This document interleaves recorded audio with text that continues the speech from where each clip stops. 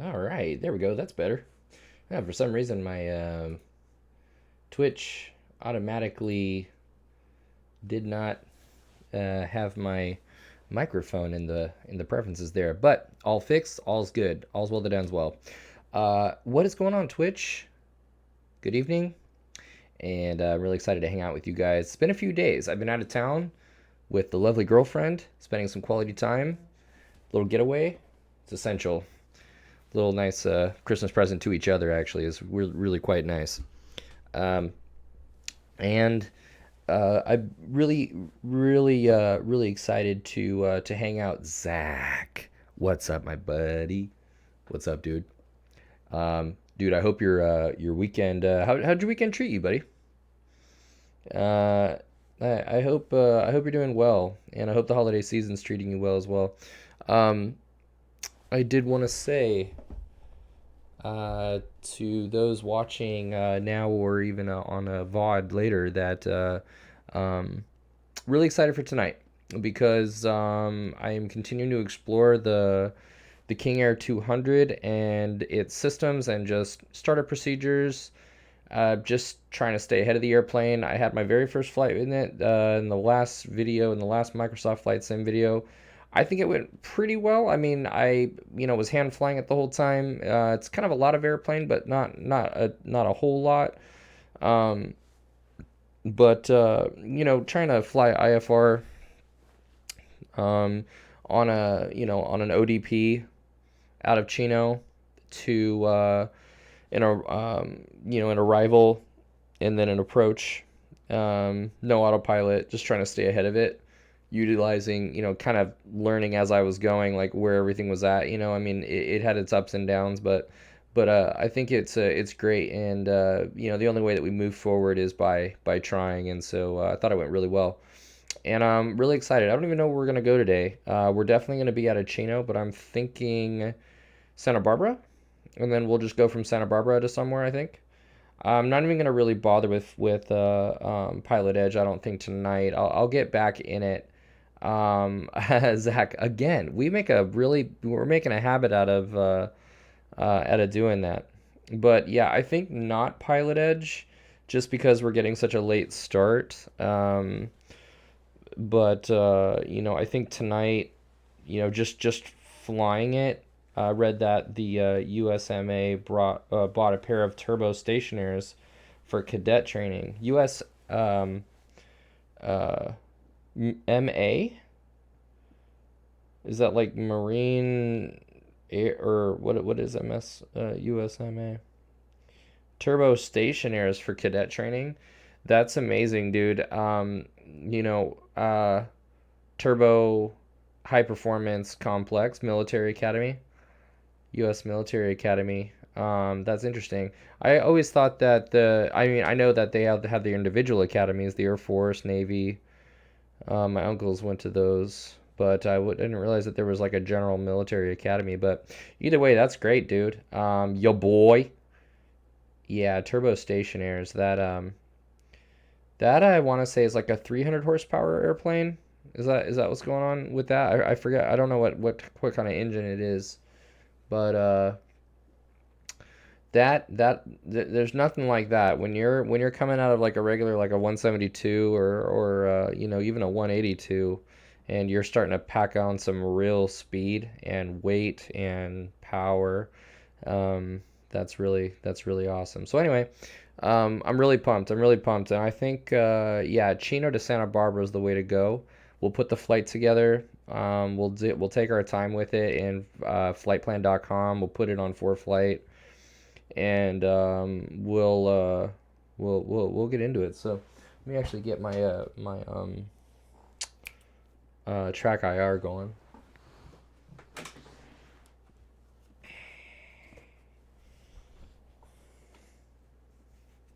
and we'll see how it goes. And pretty much what's going to happen is I will be utilizing YouTube for the startup procedures. Actually, you know what? It came with a manual with normal procedures.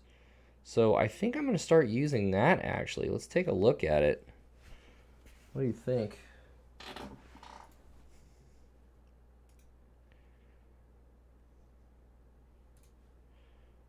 The only issue with that, I've seen people fly stationary is the same when they fly 172, which often ended in a prop strike, toasted nose wheel.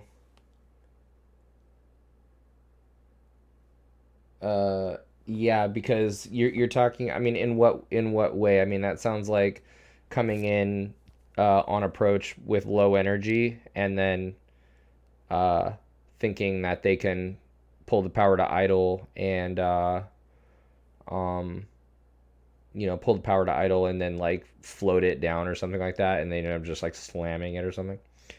Reveril, hey man, what week are you teaching holding patterns so that I don't miss it? Well, let's see. I actually don't have holding patterns planned for this month. I can absolutely do them next Tuesday though.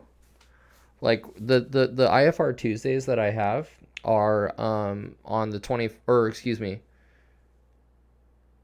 Yeah, are on the 14th. Yeah.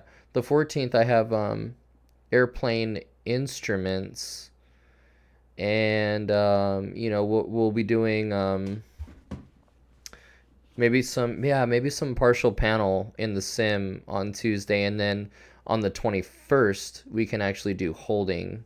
We can do holding procedures. Um, so that would be that would actually be cool. That would be cool. Yeah, we're a little bit overdue, I think, for a solid holding pattern day. And if you look at the VODs on YouTube, I don't know. I might actually. I know that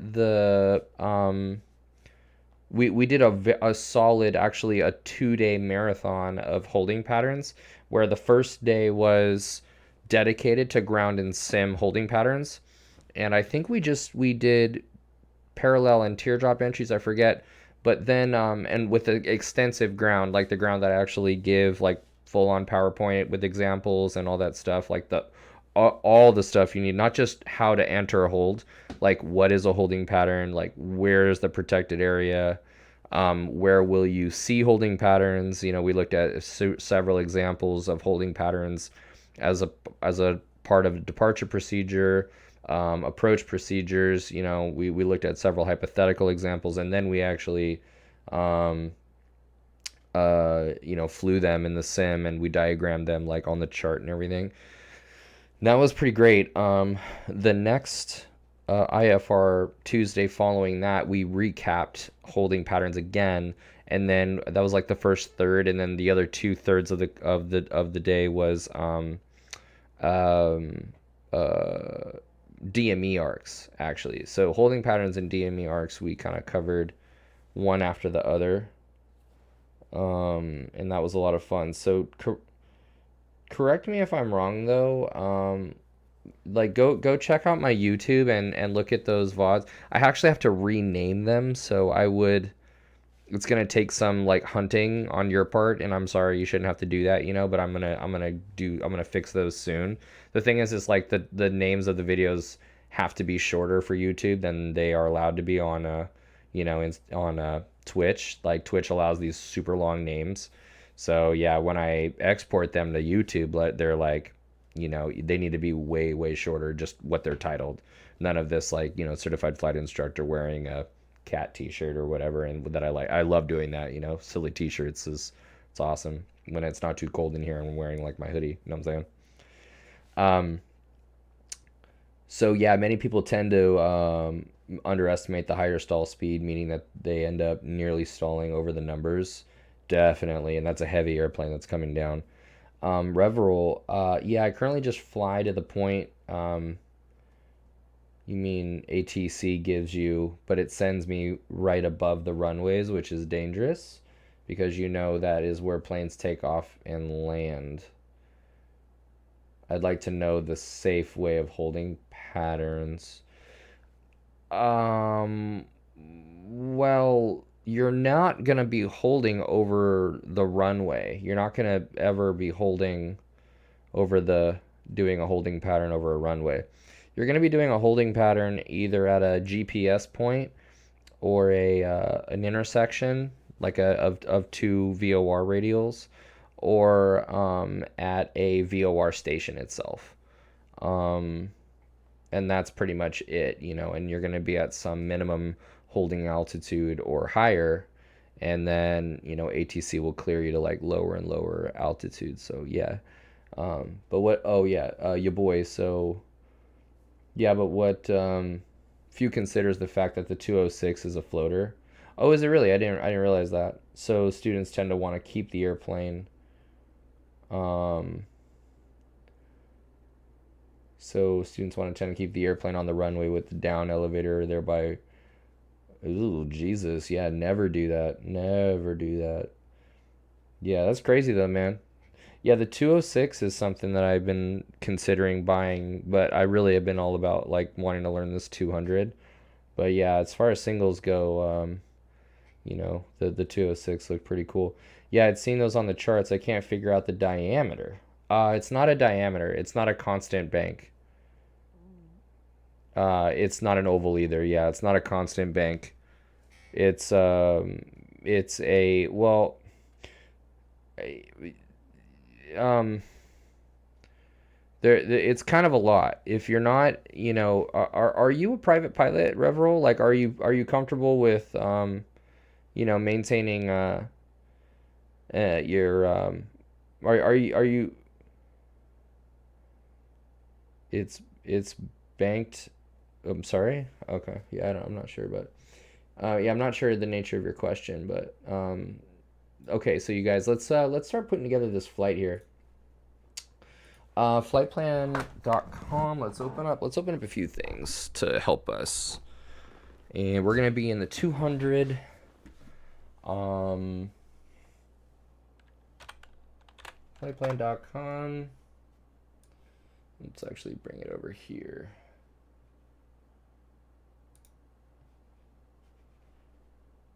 Yeah, Reverell, I thought I'm here to answer like serious questions. So, it's a heck of a plane in general. They're great haulers, and the short field performance really, oh wow, but being derived from the 210 and the landings can be tricky. Yeah, that's crazy, man. That's crazy. So, what is it after all? Is it a 300 horsepower plane?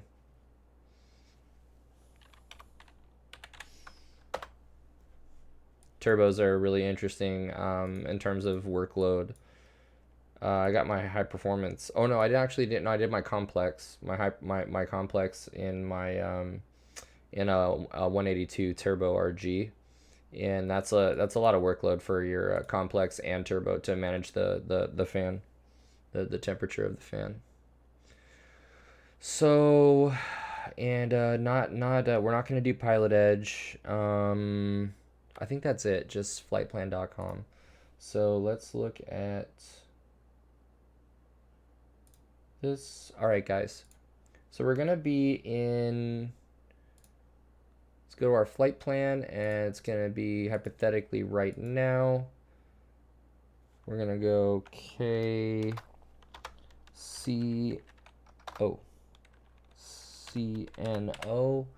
and then I think the other models were 285. Not sure about the newer ones. They're probably three, I think, right? 285 is not that far away though. 285 is pretty freaking gnarly. And then Chino to Santa Barbara. Let's do that. No, I think 8782 Romeo is what we were doing. Turboprop, yeah, PC12, right.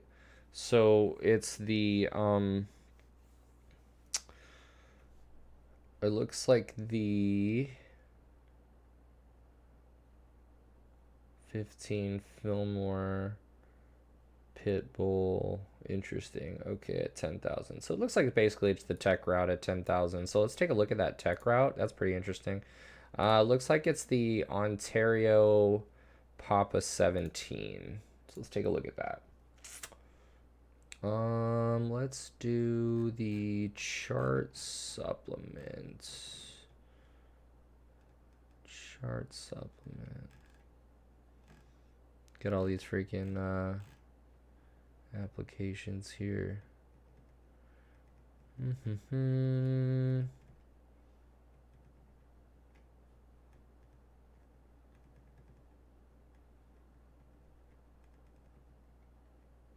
There we go. All right, cool. So, oh, let's actually look at that. Oh. Oh, well.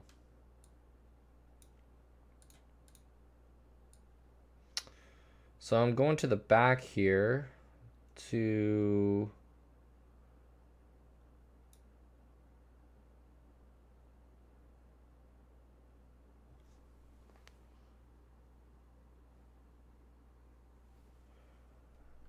all right, so I'm gonna go to tower en route, and we're not gonna do Northern California, we're gonna do Southern California. And we want Chino. Okay. From CNO is what we're looking for.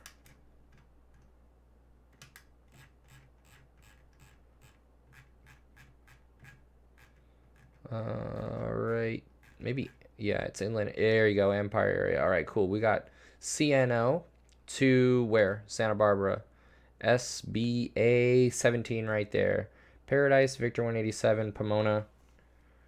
It's me. Love it, dude. Dino. All right, cool. Let's map out this bad boy right here. Oh, dude, is that right? 310? Damn. That's crazy. That's real crazy. All right. So it's going to be Chino. And then we know that the ODP out of Chino is Paradise, and then hold at Paradise. And then it's shit, what did it say?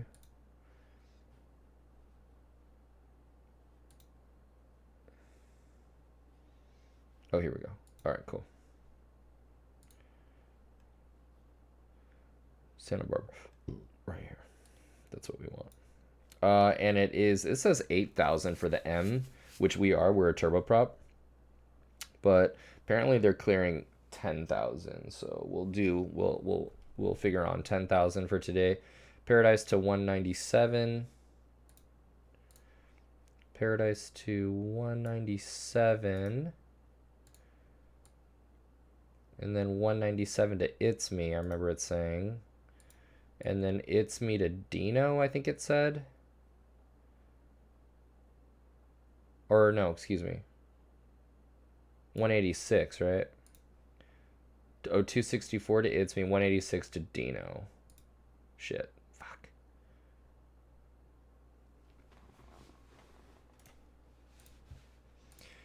$186 to Dino.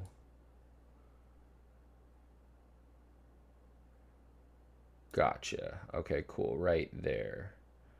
186. Fillmore, Dino, and then Quang. Actually, I believe it was Dino to Quang, right? And then Dino, Victor 27, Quang. Not a problem, man. Not a problem. So 186, it splits right there at Dino. So 186 goes that way, and 127 goes that way. And then I think what we'll do is we'll probably do well, yeah, it's wind calm. I actually kind of want to come out here and spend some more time in the plane and do the ILS. So we actually continue like right there. Actually, they give you vectors if I'm not mistaken. They give you vectors around here. Um, hmm. Yeah, yeah. They give you vector. Oh, you know what we should do? We should do the VOR approach and then do a circle. That would be really cool to circle in this airplane and see how it behaves in the pattern.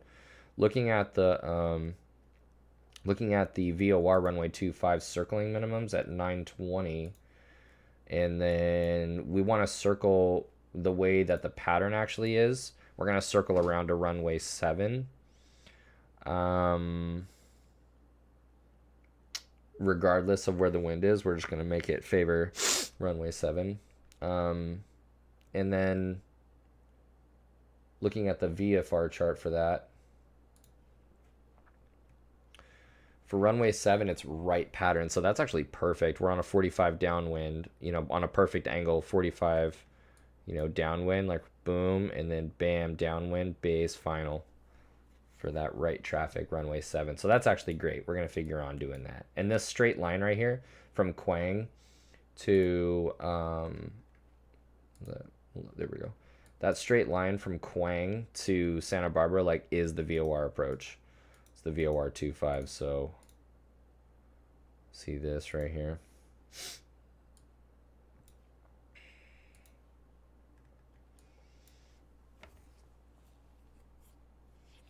Okay, cool. So I see no circling restrictions on the notes right there. And there's our Quang straight in to Zax. And and then from Zax, it's actually, technically speaking, it's straight into runway 25. We're going to stop at the circling minimums of 920. Airport elevation is 10. Touchdowns elevation is 10. Airport elevation is 10. And so, yeah, this is roughly, we'll probably stop at 1,000 feet, actually, and fly 1,000-foot pattern. All right, and we'll fly runway 7. I'm curious if there are TPA restrictions on multi-engine aircraft. So let's take a look at the chart supplement for this airport and see. Okay, cool. So I see here TPA small. If you're on an IFR flight plan and the controller asks you for a visual approach, do the rules just change over to VFR? No, the visual actually is still IFR. If you have not canceled IFR, you're still IFR. So if the visual is definitely an IFR, you are still under instrument flight rules. And then when you're, when you're visual, especially when you're circling, what you want to do is conform to especially if it's visual conditions, right? Presumably, then you want to conform to the traffic pattern stuff, which is why we're looking at that right now. It's a great question though. Let's see.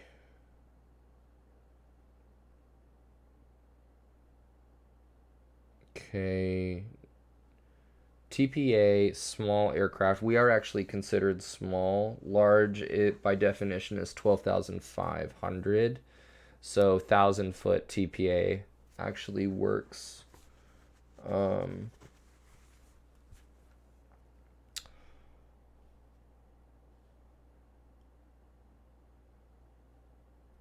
All right, cool. Gotcha. All right, sweet. So yeah, 1,000-foot TPA totally works. We'll circle right downwind. Good. Awesome. Sweet. Looks good to me, man.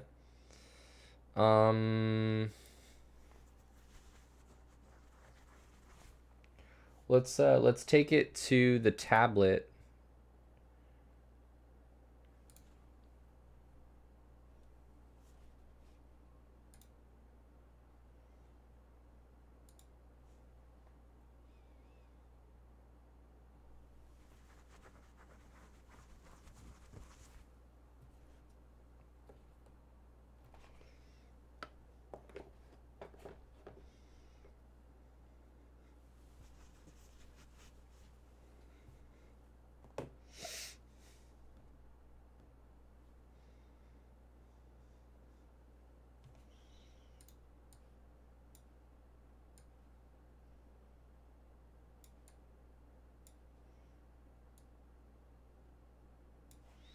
Oh, and then I'm actually going to make it a little bit more user friendly here.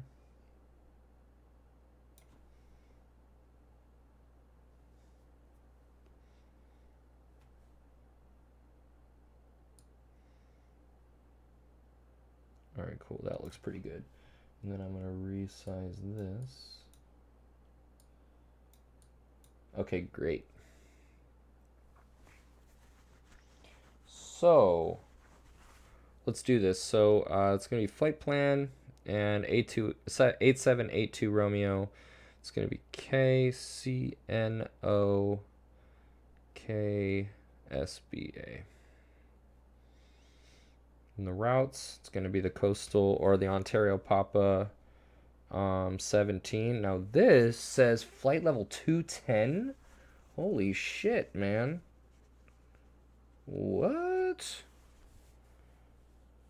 Piston and jet. Turboprop.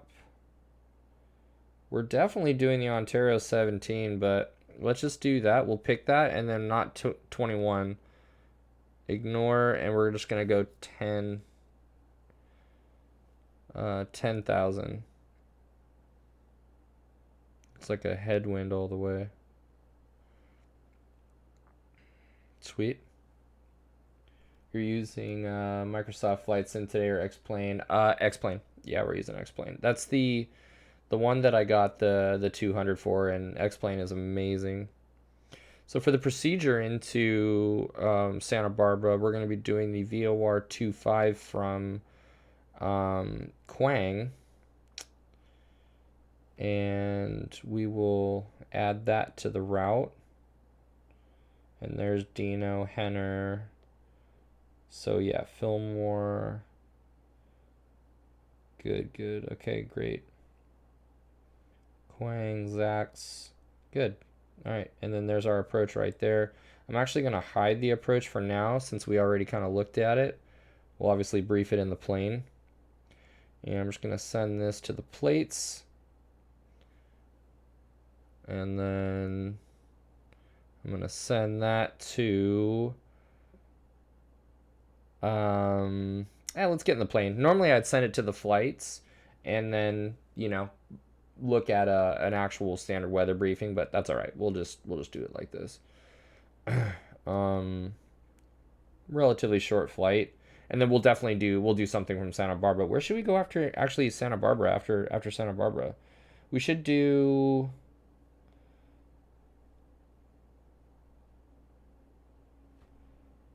We did Chino to Vegas last time and not that much time. We could probably do Santa Barbara to what? San Luis Obispo, maybe? That'd be cool. Or maybe Paso Robles. Do like a DME arc by hand. That'd be pretty cool. But maybe Bakersfield actually.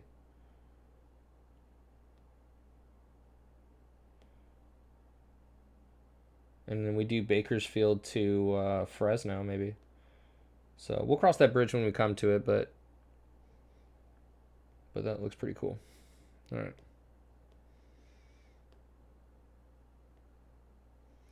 Now, looking at the plates, let's take a look at what's going on. So we're gonna start off just again like right there, but we won't do it in the hangar. We'll do it, outside, and then we'll start up the airplane. We'll use the checklist. Let's actually take a look at that. We have the checklist, I believe. So looking at the aircraft, King Air 200, and there should be some documents in here.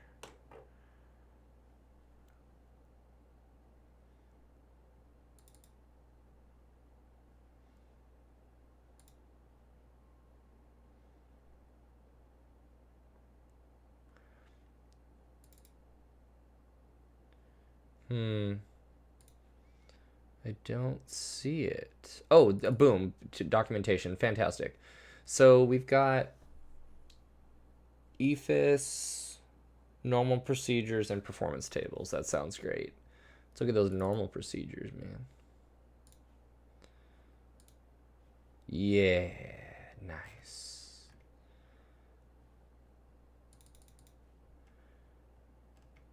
Sweet.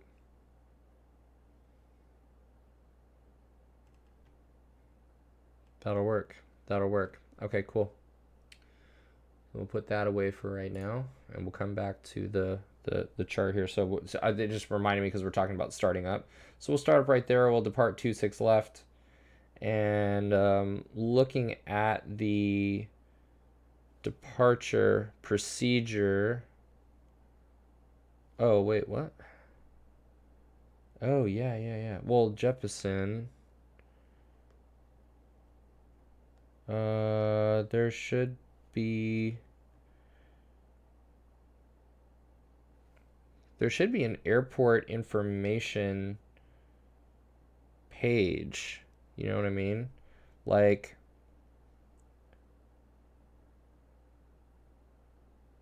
um, let's look at airports, Chino details, and then the procedures. Yeah, see, there's the airport info right there. I don't know why it didn't send it to the. Oh, wait, what? Oh, yeah, right here. This is what I want. That's what I want. So according to Jeppesen, and we know this from last time, but we'll be departing runway 26 left. We got medium intensity runway lights. It's grooved. It's 150 wide. 26 left. There's 26 left and right there. We are category B. So we got a minimum climb of 270 feet per nautical mile to 4,800. And so in the future, that'd be actually pretty cool to look at the performance charts. With one, we've got two engines, so that's one quarter mile vis with adequate visual reference. Otherwise, it's one for standard. For 26 left, it's a climbing left turn direct paradise. And I remember, I'm just going to mimic kind of what the controller did last time. He had us kind of go out pretty far, fly runway heading, and then vectors to paradise. I'm just going to do that. And climb in the holding pattern. Hold east, right turns 258 inbound. For those of you that weren't with us last time, that is a parallel entry. So taking a look at that, and honestly, it turned out from before, like the last flight, like dude, we're crazy high. Like we actually didn't need to hold at all. But it looks like this. So the holding clearance, or the holding pattern. Just resituate my mic right here.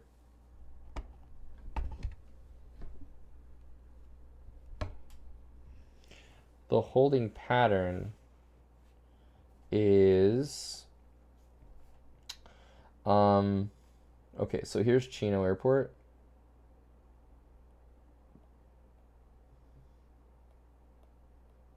Right, there's 26 left, and there's 26 right, and then there's the big one that goes all the way through. Okay, and here's Paradise.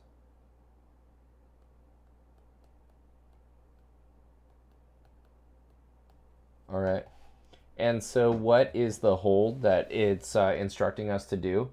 It says in the obstacle DP departure procedure right there, to hold east, right turns 258 inbound.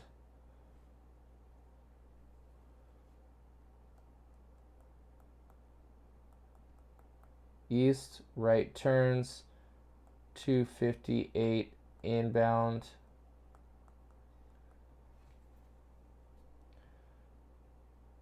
And that's it. You're going to climb in that hold to the appropriate MEA. And we'll look at what that MEA actually is. But so to hold east, right turns, it looks like this.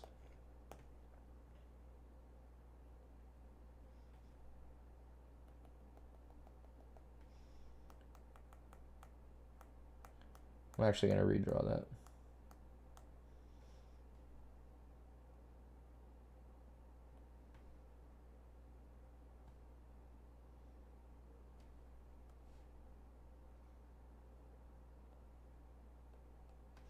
Right, there's our holding pattern right there. It's a racetrack shaped little pattern.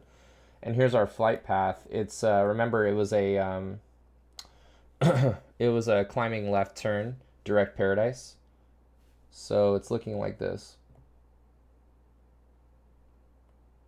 You know, that's our flight path right there.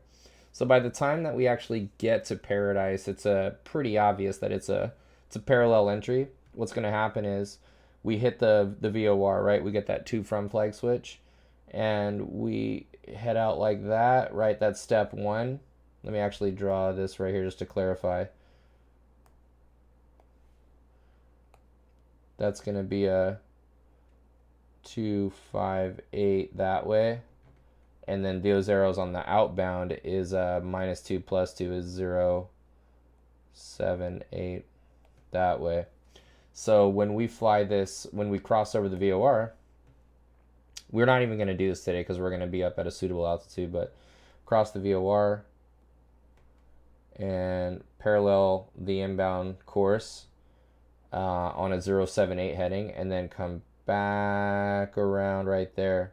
Right now that could be like 30 degrees.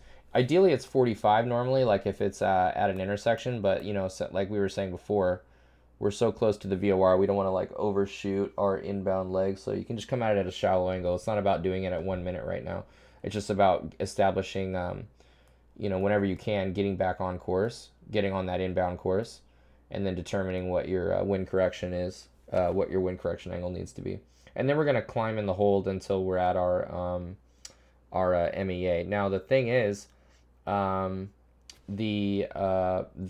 says to climb in the holding pattern to the appropriate MEA. So looking at the chart here, the MEA for that airway from between Paradise and Pomona, if we look at the IFR chart, let me just bring this out here in front of me. The MEA apparently is 4,500 feet. So it's like, dude, we're going to be well above that, well, like super duper before Paradise. So it's not even an issue. Like, we're not going to be even doing this hold. But, you know, when we're looking at a holding pattern included in a departure procedure, you know, we just want to make sure that we understand what's going on and that we're aware that, you know, that is a possible instruction, okay? But, you know, this plane climbs like a rocket, dude. Like, it climbs so fast, and we'll be at 10,000 feet before you even know it. So, in fact, we'll probably be at 8,000 feet before we even get to Paradise on the turn out of Chino. So, because I'm gonna fly runway heading for a little while and then turn like he'd had me do last time. All right, sweet. And that looks good. All right. And then we're in Santa Barbara, and then we'll deal with it then when we're in Santa Barbara, what we're going to do. Yeah, departure having holding procedures. That is, it's common in areas with mountains and hills and stuff. It's kind of interesting, you know? Yeah, you don't really see that in flat areas. All right, let's do it. X-plane. X-plane it up. X-plane it up. I'm super pumped, you guys. Like, I hope my car is like ready to be picked up from the shop tomorrow. I like damaged the wheel. And I'm super pumped. 8782 Romeo. Yeah, I needed like suspension and stuff like that.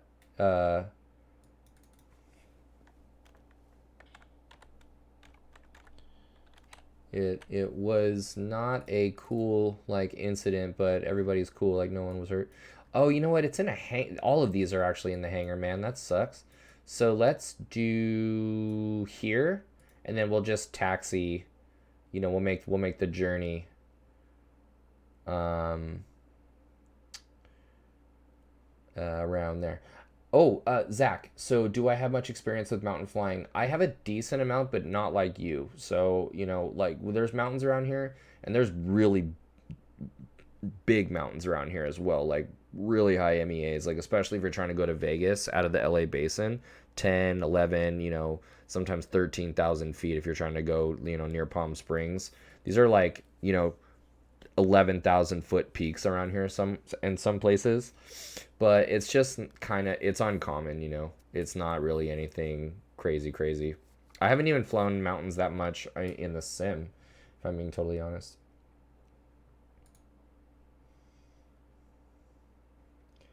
All right, so let's reduce this. But it's fun. Like, I've definitely done Big Bear, and that it's a really good time. It's a really good time, like doing, you know, being able to do mountain flying in a safe way where, you know, you kind of understand what's going on, and it's dope, especially in this in at this time of year when it's all like snow capped and all that.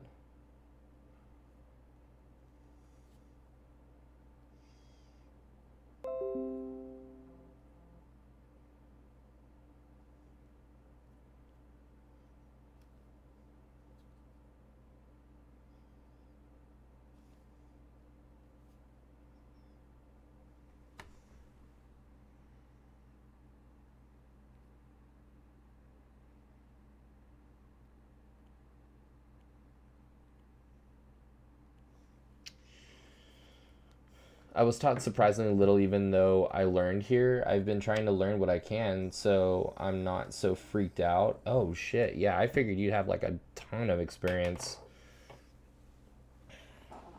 Yeah, that's really surprising. That's really surprising. I get that it's difficult to like get into for a private, like a new private pilot, but you know, I would think that that's if I was your instructor for the private pilot, that's how I would like cap off your private. You know what I mean? Like if he's gonna send you off and you got primarily mountain flying around you, I'd make sure that you had, you know, good mountain experience and good mountain instruction so that you can, you know, do that competently. It's just such a unique opportunity too, you know.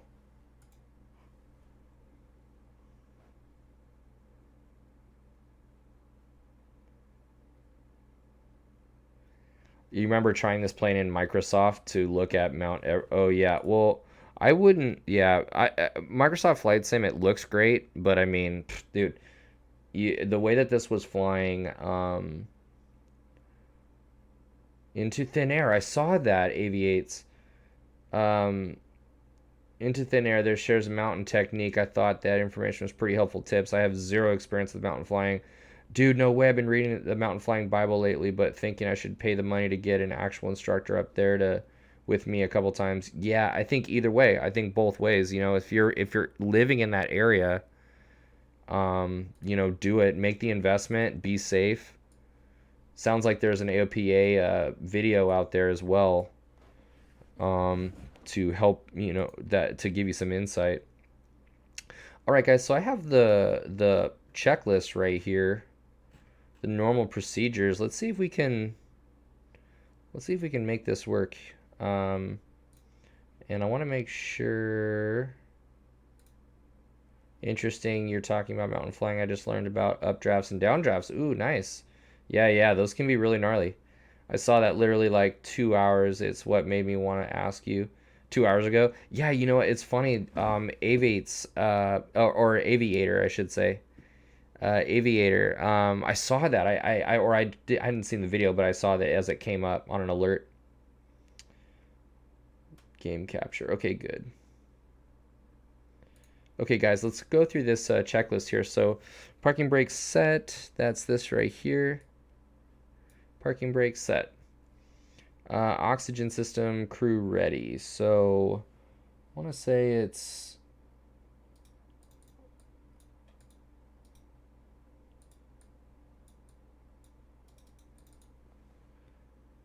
Why is this being weird?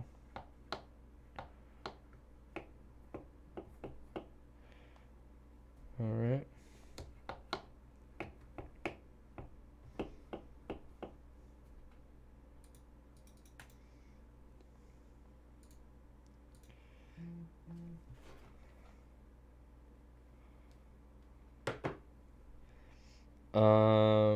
Pilot instrument panel check. Compass control. Prop sync on. Okay, I thought I saw that there. Prop sync is on. Pilot's clock check and set. Sub panel check. Mic is normal. Where is that? Mic normal. Okay, cool. Engine ice vanes as required. Okay. I'm going to go off for right now. Engine anti-ice. Note the engine anti-ice switch should be set to on for all ground operations to minimize ingestion of ground debris. Set switch to off to maintain engine temperatures within limits. Okay. Pilot. So on. It should be. So engine anti should be on for all ground operations to minimize ingestion of ground debris, huh? Okay. Well, it is what it is. Let's do it. So anti-ice on. All right. Looks good. That's weird. Set switch to off to maintain engine temperatures within limits. So we'll turn them off after the engines are on, it seems like. Pilot air control as required. Okay. Defrost as required. Landing gear controlled down. Got it. Landing gear relay circuit breaker in. We got circuit breakers are all in. All in over there. All other switches are off. Everything looks off. See, what's weird is like, oh, here we go. Oh, it's the roller. Okay, cool. Off. Got it. Sweet. And I think that's it. Everything else is off. These are, I'm going to turn those off apparently. And standby pump, those need to be off. Everything's off. Sounds good. Note. Oh, avionics panel switches as required. Okay, that's weird. Those are off. Yeah, avionics is off. Note, where excessive gravel debris is present or the ramp is slippery, the pilot may consider starting the engines with the props in feather, but must closely monitor ITT. Okay, well we're gonna start our engines with high RPM actually. Power levers to idle. Power console. Okay, check. All right, check. Looks good.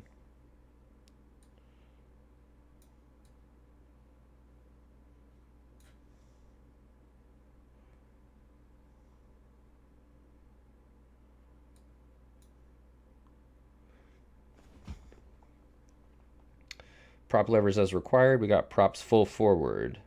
Condition levers cut off. Got it. Trim tabs set. All right, looks good. Landing gear. Okay. Pedestal check. EFIS power switches off. They are off. EFIS.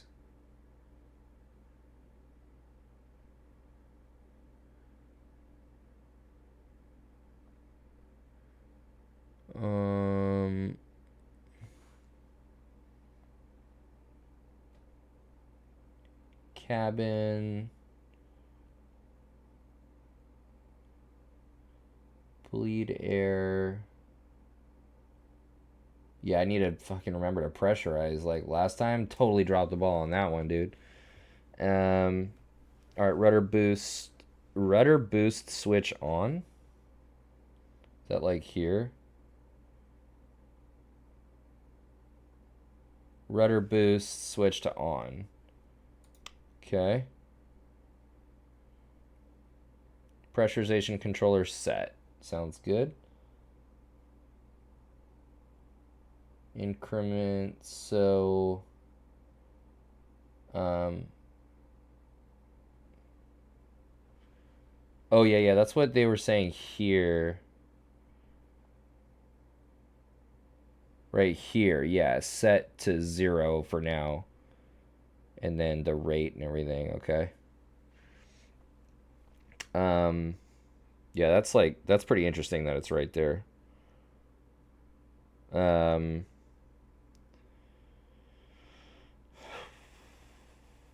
Compass control.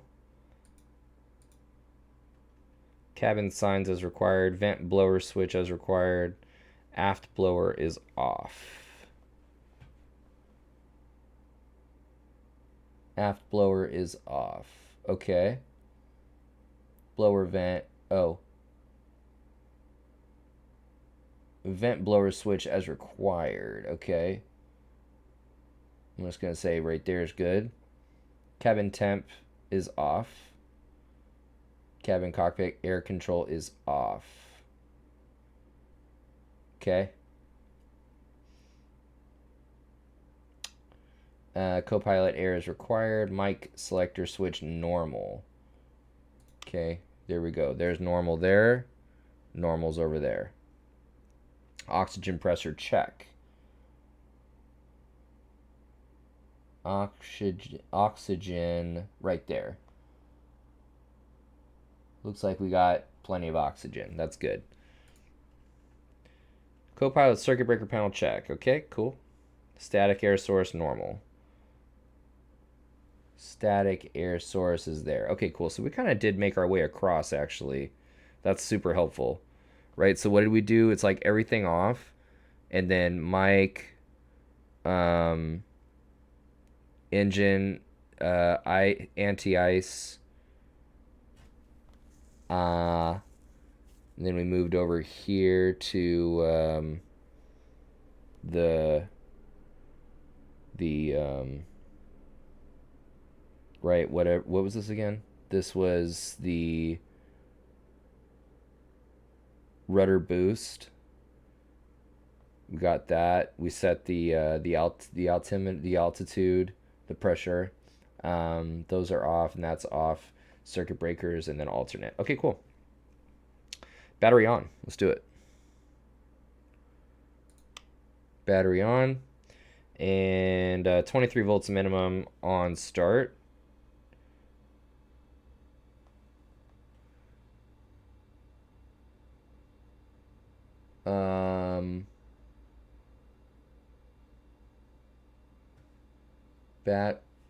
Battery on 23 volts for 23 for battery start.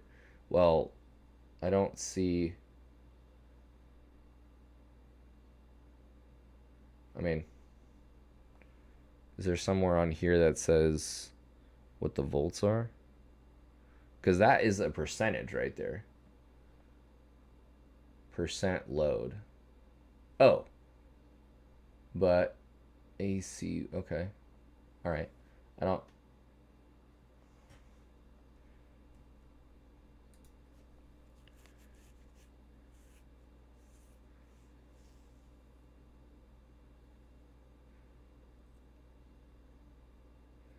Oh yeah, Aviator. Sorry, man.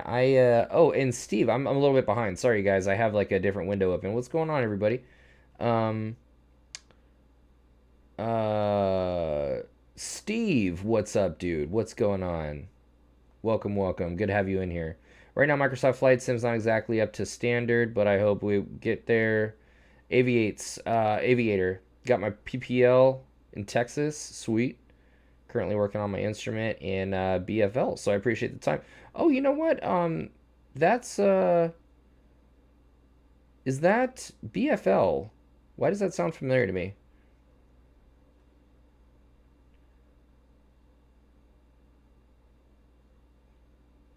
Bakersfield. Yeah, yeah, yeah, exactly. So yeah, going into Bakersfield, we'll go into Bakersfield IFR, I think, from Santa Barbara.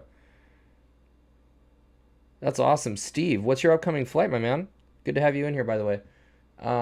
Let's get back to the procedures. Sorry, guys. I'm actually gonna keep that right there, and I'm going to bring that over so I can see the chat. There we go. Very good. Okay. Battery, overhead panel lights as required. Let's do it. Overhead panel lights as required. We can turn them off. That's fine. Exterior lights as required. So let's go exterior lights. Let's go lights. Should be able to have like strobe. You know what I mean? I guess nav. Oh, here we go. Beacon strobe. Awesome. Never connect an external. Okay, GPU is required. External power advisory light. DC check load. When your external power is used, if the battery is partially discharged, battery discharge annunciator will illuminate. Okay, we're good. We got the pressure. We know that. Wait 10 seconds before starting the engines to allow the ETM to complete its startup procedure. Sounds good. Startup procedure identical for both engines, except the second engine generator is kept offline after the second engine start to allow performing the current limiters check.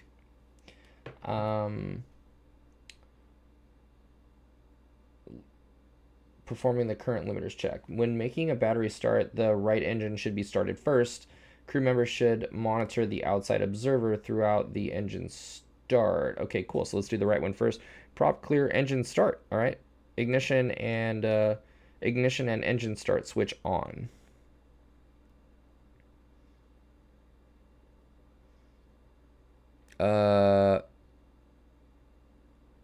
So okay. Oh, and engine start is on. So I'm sorry. Yeah, ignition and engine start switch on. Ignition on annunciator should illuminate. Okay, cool. Let's do it.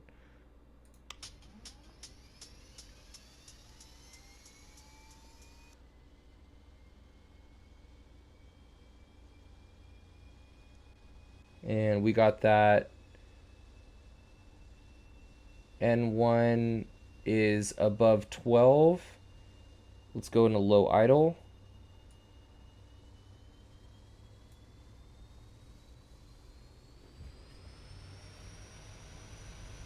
Damn, that sounds good. ITT and N1 monitor. So we've got turbine is looking good. Turbine's looking good at 71. And torque is looking good. ITT is stable. Fuel flow, temperature, and pressure look good. Alright, sweet. N1 maximum is 61%.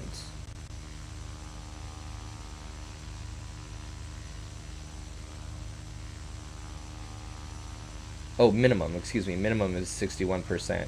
Oil pressure check. Ignition start switch on is off after 50% N1. So that should be turned off, ignition. ITT decreasing. Condition lever high idle.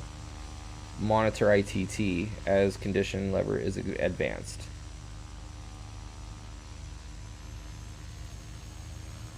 Shit. It's always like so crazy. I'm like, high idle. Jesus Christ, man. This thing is like gnarly. Ensure N1 is a high idle before turning on generator. Okay, cool. Super helpful. Generator is on. Gen switch reset, then on. Battery charge annunciator monitor. Alright, so we've got the DC percent is good, and we're good there. Second engine start. Battery start. First engine generator load 50% or less. We are looking at 50% or less. Prop area clear. Engine start. Let's do it.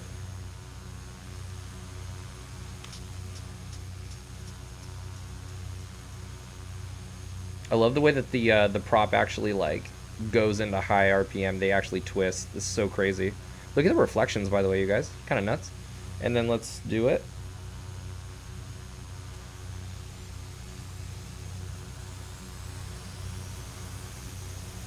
So we're looking at a N1 of 70. Torque is coming up. ITT is looking good.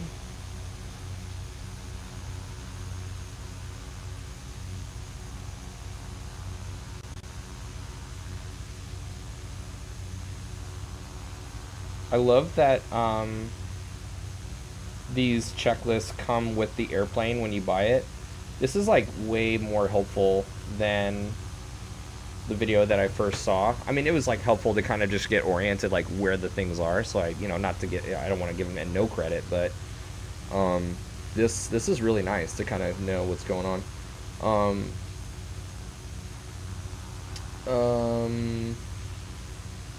If ignition does not occur, okay, so condition lever N1 is let low idle. ITT N1 monitor ITT 1000. Okay. Yeah, on ITT max 1000 maximum. Okay, cool. So we're looking at, these are in hundreds, so we're looking at 400 each. And N1 is minimum 661. We're looking at 71. Oil pressure check. We're looking at, let's just go down. ITT good. Torque. Oh, and then let's go high.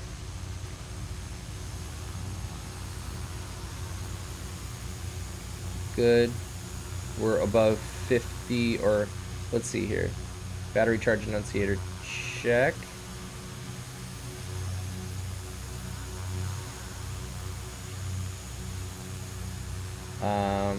Gen switch on. Reset and then on. Condition levers as required. And then gen should go, or I'm sorry, ignition off, right? And then back those off to low idle.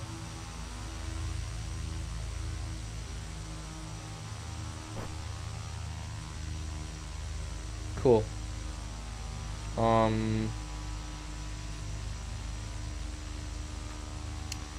Let's see here. Condition levers as required. Cabin temp mode set.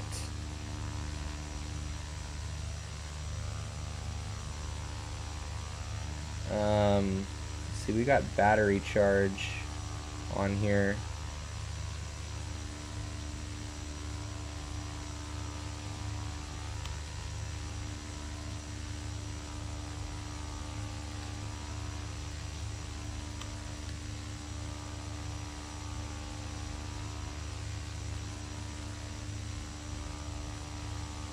Okay. And then, oh yeah, and then the anti-ice can actually come off. Good. And we're looking at bleed air. I'm assuming needs to come on, but let's just go by the checklist. So inverters check on, AC DC power check, frequency and volts. So one,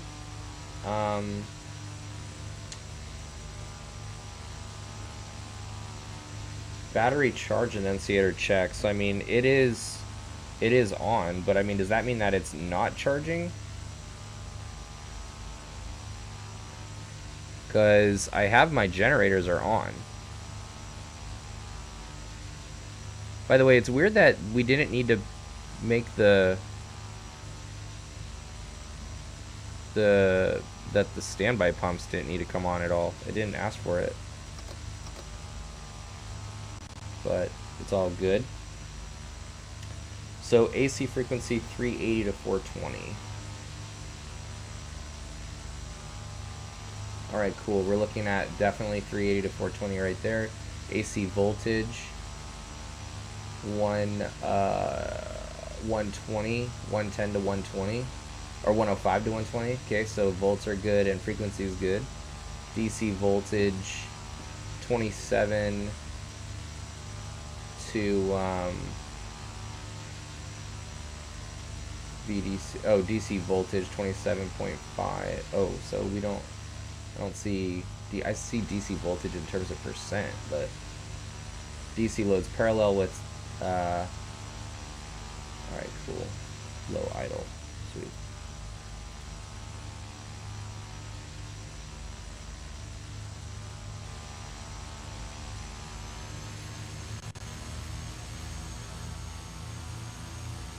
Do you guys actually know, in terms of the King Air 200, like what this annunciator is? This battery charge?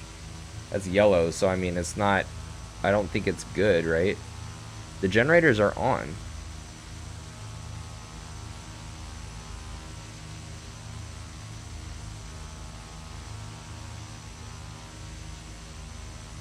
So,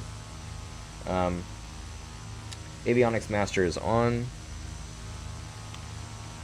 And Standby Horizon on. Uncaged. EFIS. Power switch is on.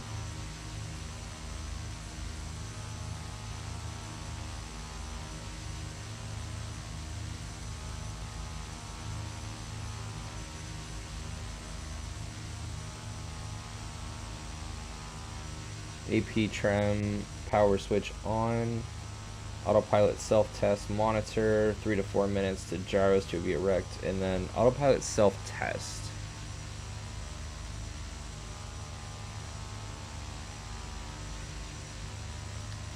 So that's your, good, okay.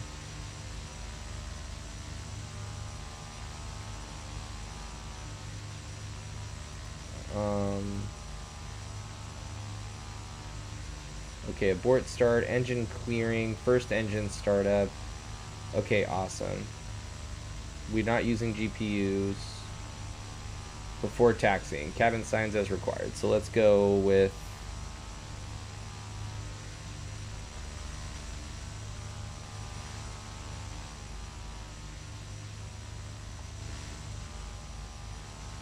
cabin signs. I want to say we're like down here.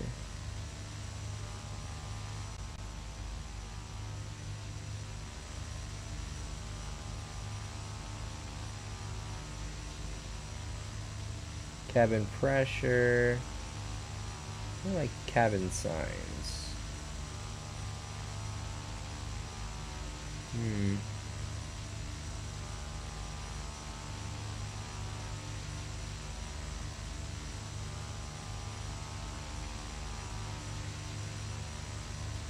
Cabin signs. I want to say, yeah, here we go. Boom. Cabin signs on. Alright, bleed air valves as required. Left and right. Hello, this looks like a nice model. Which one is it? Prefer the old gauges. This is the Carinado 200, actually. It looks really nice. Look at this. Like, dude, look at the reflection. This is super nice. Super, super nice. It also flies amazingly. This is an amazing airplane. I still don't get why I'm getting that master, you guys. Look at this.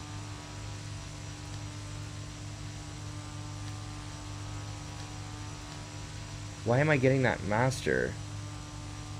I don't understand. Pitot heat, maybe? Left. In virtual world, yes, I work in aviation in real life, not in operations though. Does it have no battery switches on, only generator? Batteries on, and then generators are on, both generators. So, bus ties. Oh, okay. What do we got? Where are the bus ties at? Let's see here. Maybe over here? Or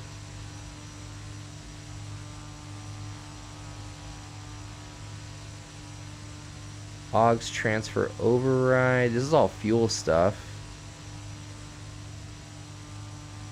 I don't ELT. I mean, I don't see any of that. I don't know.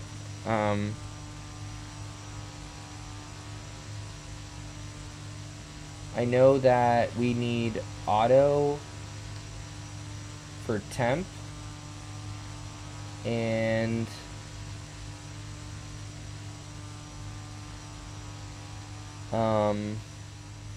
I know we're gonna set the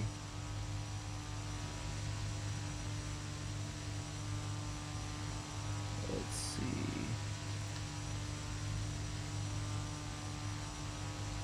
Yeah, the EFIS power.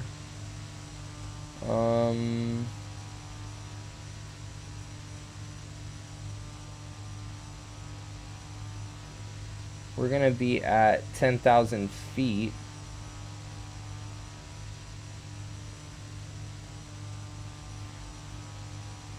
Which we're not even gonna set that. So I mean, I don't know, you know.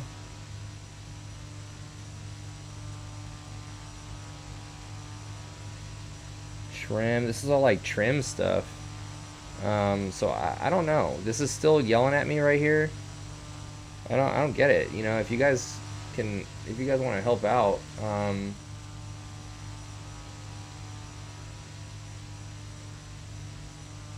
co-pilot lights, I mean, panel lights, you know. But I got no other enunciators, so I'm otherwise happy with it. Taxi bleed air is required. Okay, the battery is currently charging due to start. Should go away on its own. Okay. I mean, Is that because of these DC loads are low? Is that why? Because I mean, DC is low load. AC is good, you know. AC's frequency is good, so bleed air valves is required. So do we have the bleed air? We have bleed air. Master caution might be a recurring bug in the model. Zach, you're the man, as always, dude. EFIS test, flight controls, autopilot. No autopilot for today.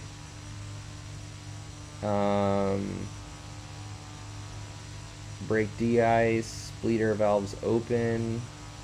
Condition levers high idle to brake de-ice is to be used. So we're good on that. Taxiing, engine run up, manual feathering. So we'll go ahead and do the run up here, but we'll get the weather.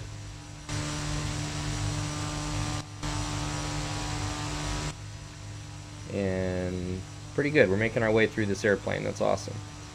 Let's go.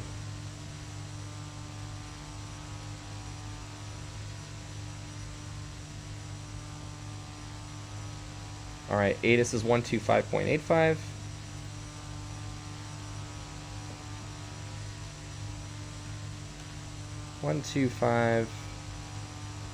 .85. And then ground is 121.6.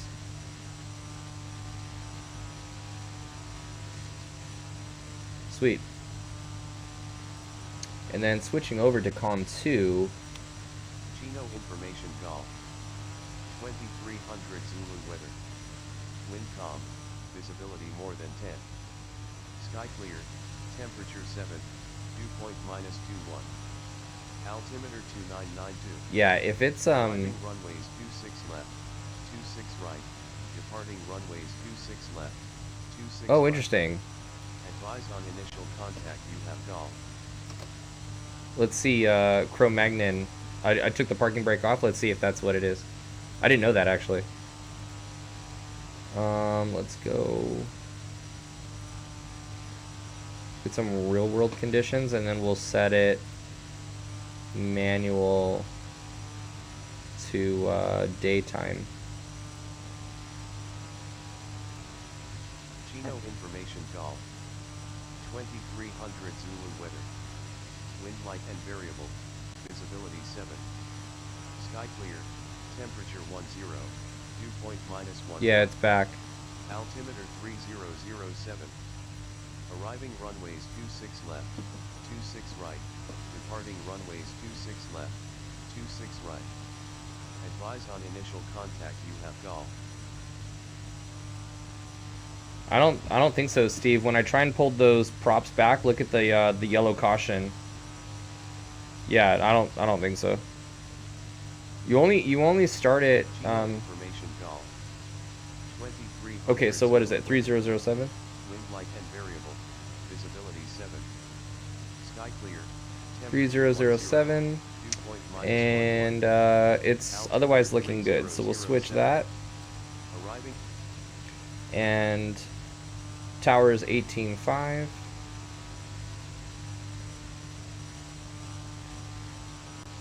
On the AvSim forum, someone posted about this issue. Master warning, master caution lights will start flashing again after being reset, but with no new cautions. Yeah. No, I appreciate it, Steve. No, it's all good, man.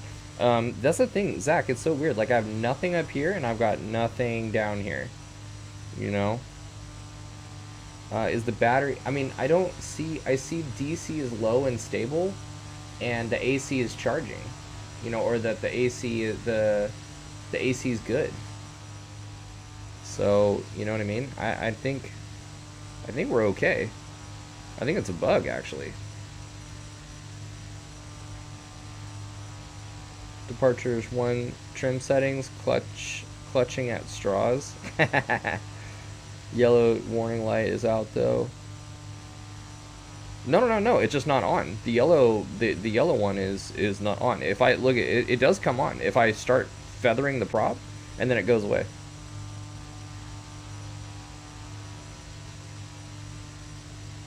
Oh, is that right? Zach, dude, I appreciate it. 135.4.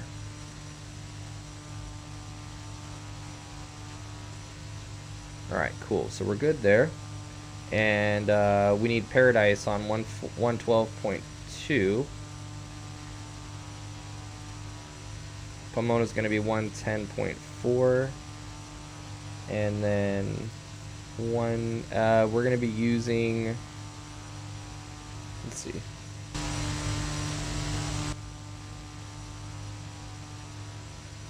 Yeah, we'll be using Cro-Magnon with the follow. Thank you so much, you guys. I appreciate the support so much. You guys are awesome, and thank you for like helping me like sort out things. This is a new airplane for me, you know. I'll hopefully be flying this airplane after the new year, building some time for a job. Lucas, hello, hello, welcome. That is going to be Pomona. Yeah, it's pretty much going to be Pomona. But once we're on Pomona, it's going to be... what? Fillmore? No, it's going to be Seal Beach, I think. No, it's actually going to be Fillmore. So let's go. Fillmore is 12.5, I believe. Yeah, 112.5.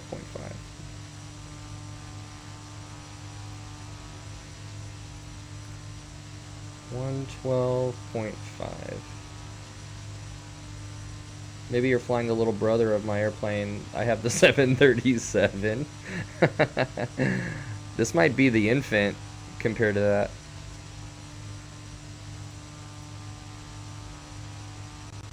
Is that your actual airplane, Lucas? Like, you actually fly that in real life? I'm trying to get used to this airplane. I might have an opportunity to build some time in this, some turboprop time in this, in real life, after the new year. So I'm just trying to really get in touch with it and hand fly it as much as I can. Okay, so we're good there. And we have the weather and then Chino ground. What are we? 87. I can never remember our tail number. Is it somewhere like on here that I'm just like blind to?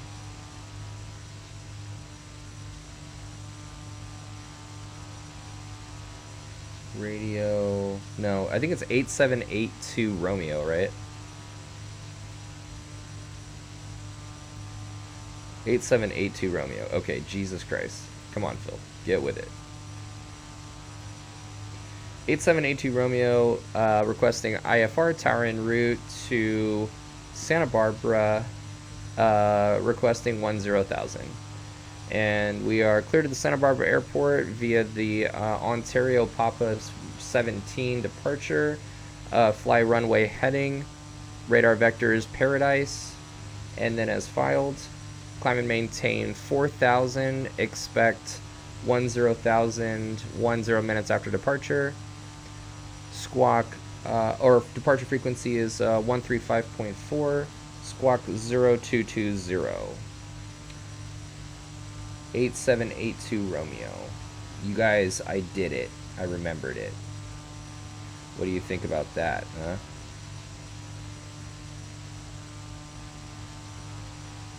Zero.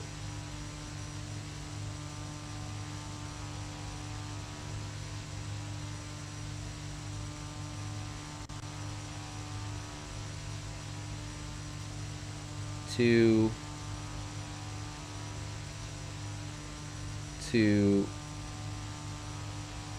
0. Alright, cool. And we're going to set that bad boy to the altitude, but I want to be a real pilot in a few years. Oh, Lucas. Oh, that's fantastic. Are you working on your pilot certificate right now, on a private pilot certificate?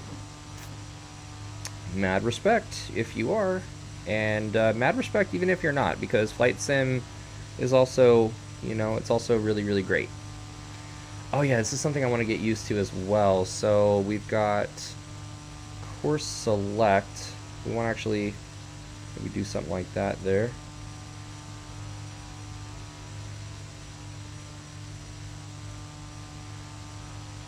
Right, it's like this weird control. So it's gonna be something like in here, I think. Probably, yeah, something like that. So you're telling us you've been flying just illegally? Yeah. uh, and then heading is going to be 26. Yes, because one time I've been flying in the 172. Oh, dude, nice. He's on it. He's on it. He's on it, guys. So we got the heading, and we can put on autopilot if we wanted to.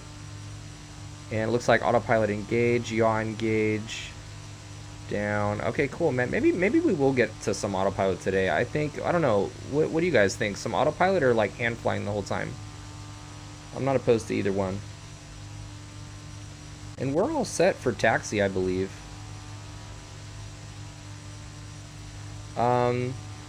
And then we're over here on ground, Chino ground, King Air 8782 Romeo at the... Oh, yeah, that's right. I forgot about that. Let's look at the charts here. Chino ground 8782 Romeo at the east, or excuse me, at the north ramp, requesting taxi 26 left. Ooh, Reverol, I'm gonna have to disagree with you on that, my man, but I respect your opinion. Yeah, from a flight instruction standpoint, it's the opposite. It's the opposite. No, that's the opposite. But you know, yeah, that from an actual flight instruction standpoint, yeah, it's we want the other way around, because autopilots fail. It's important. It's complacency leads to an inability to hand fly, and not everybody can hand fly actually. So, okay, so it's going to be cross runway 21 at Papa, hold short 26 right at Papa, 8782 Romeo. Okay, parking brake off. Let's turn this bad boy around, and we're gonna actually go to the run-up area.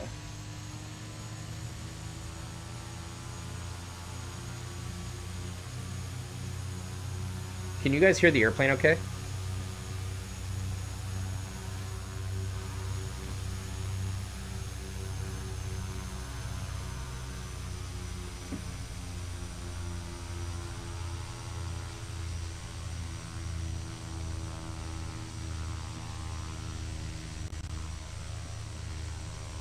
Okay, cool, man. Yeah, see, Steve, that's where it's really at, you know. Yeah, Zach, I knew it. Yeah, that's really where it's at. That autopilot has killed people, man, and like, you know, being out of touch with the airplane, energy-wise and workload-wise, it's killed people, man. Very, very. I think I think anybody can autopilot. You know what I mean? I would argue. I would say anybody can autopilot. Now, can they autopilot? Can they use the autopilot correctly? Like, absolutely not. You know, but I think, you know, when you're pushing buttons and, you know, setting heading bugs, and the airplane's holding a standard rate turn for you, and you just need to look at what's going on. That's different than actually keeping an airplane in trim. And okay, here we are crossing 2-1 at Papa.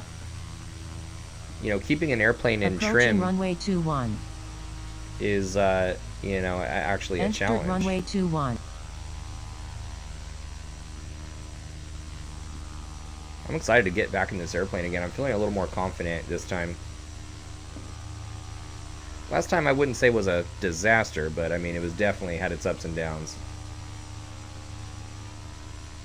It's a great looking airplane though, I'll tell you that. Yeah, I'm really excited to potentially be able to fly this airplane for real out of this airport. That's kind of why I'm doing this out of Chino. Trying to do it as much as I can. Sitting right seat with a buddy of mine who's MEI. 8782 Romeo, cross runway 26 right at Papa, and then Papa to Bravo, hold short runway 26 left at Bravo, 8782 Romeo. yeah, being able to build some time, some turboprop multi-time with my buddy.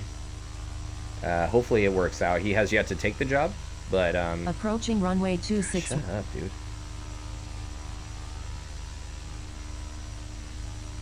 Entered runway 26 right.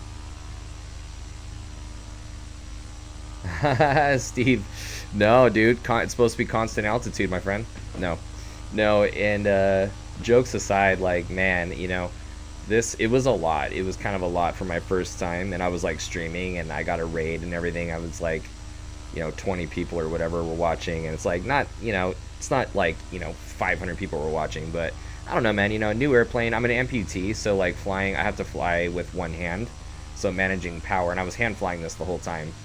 In the real airplane, I have a prosthetic arm that I got. I got my multi-engine, my commercial multi-engine land instrument in a Beechcraft Duchess with my a prosthetic arm.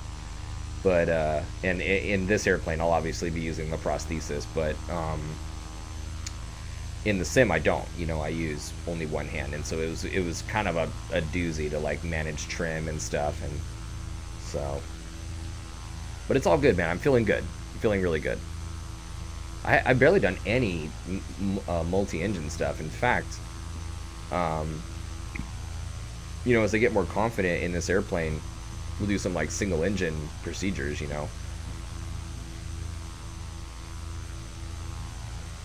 One of the jobs I applied to was I want to say it's a 135 operation, but single pilot IFR in a 310, in a Cessna 310, and I think a 340 or no 4 is it 4? I forget what it is, but it's some gnarly Cessna twins, and so I just figure, yeah, it's been a little while since I've done multi-engine. I got like 32 hours of multi, which isn't a ton, but I mean it's enough to get into the airlines for sure.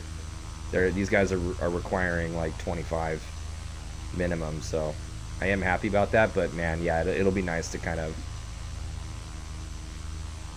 yeah. Let's pull off right here and run up, yeah.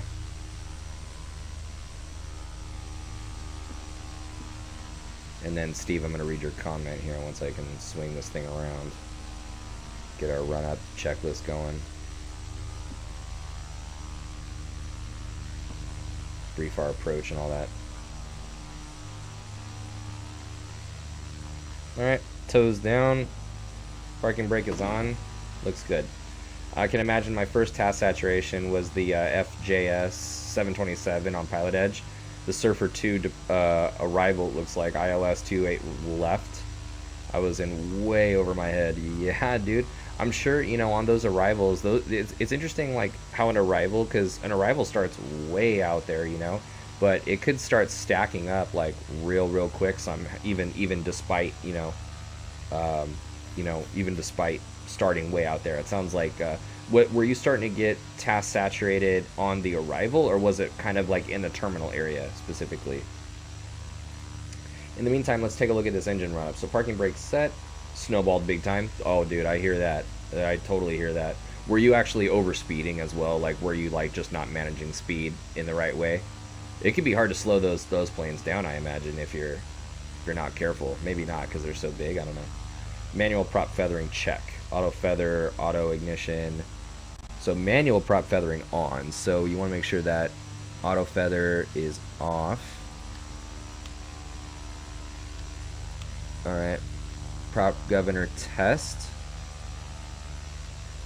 How do you prop governor test? I don't know. I mean, I'm afraid to like.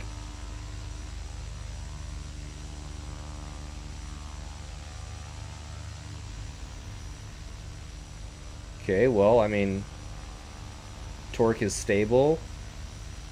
Prop RPM decreases. And I'm also looking for oil temperature decrease.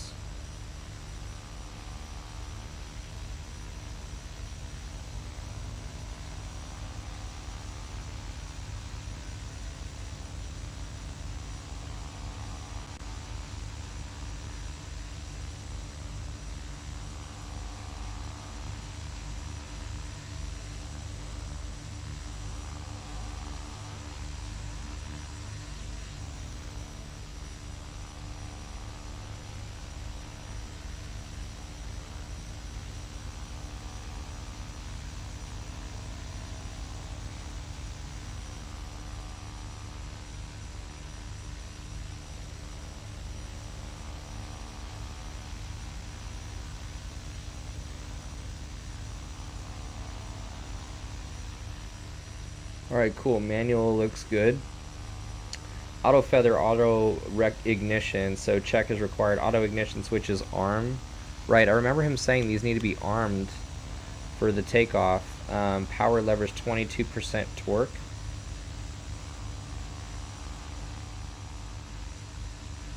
22%. Should I be like in high or 22% torque?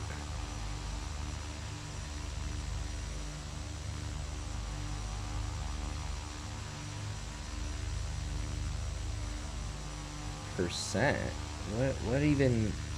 The torque is in pounds.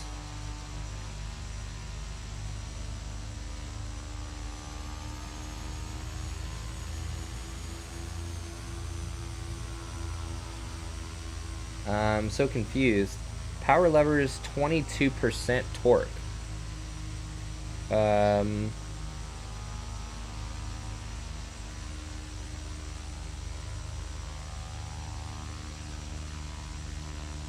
mean,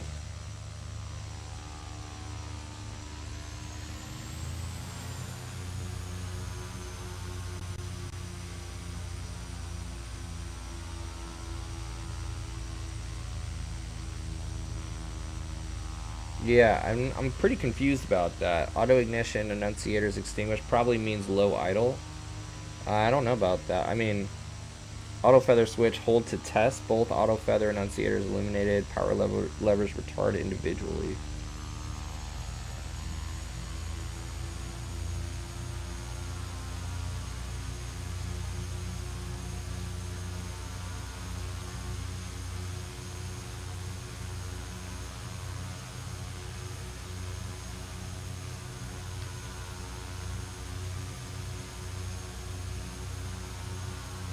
So I guess that's good. I have no idea. So weird. It's a question to ask my buddy, I guess. Auto feather annunciators will illuminate and extinguish each fluctuation of torque as the prop feathers. Approximately 16. So auto feather annunciators will illuminate and extinguish with each fluctuation of torque. Approximately 16 to 21% torque mean opposite auto feather. Yeah, I don't know about this, so this is weird. I'm gonna ask him about it. I'll have to read about that. Repeat procedure with the other engine. Power levers idle. Auto feather switch armed. Auto ignition is off. And arm the auto feather. Overspeed governors and rudder boost. Rudder boost switch on.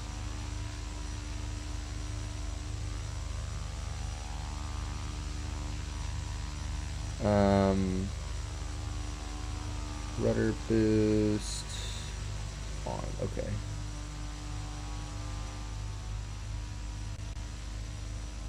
Okay, rudder boost is on. Prop levers high RPM. Prop governor test. Hold the test position. Left power lever increase until prop stabilizes. Oh, I see. So left power lever increase until prop is stabilized. Okay, cool. That's not easy to do with one hand, so I'm just going to skip it.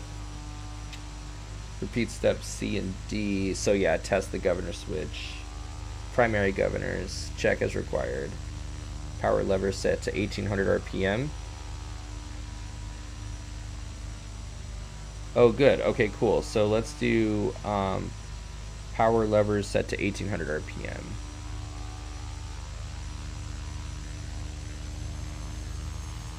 Are we doing this in low idle or high idle?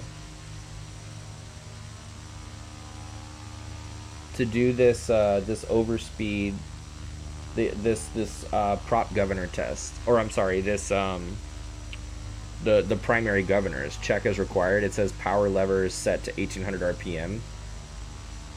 Am I doing this in? You know, see here we're in low idle. Should I be in high idle? I feel like probably should be, right?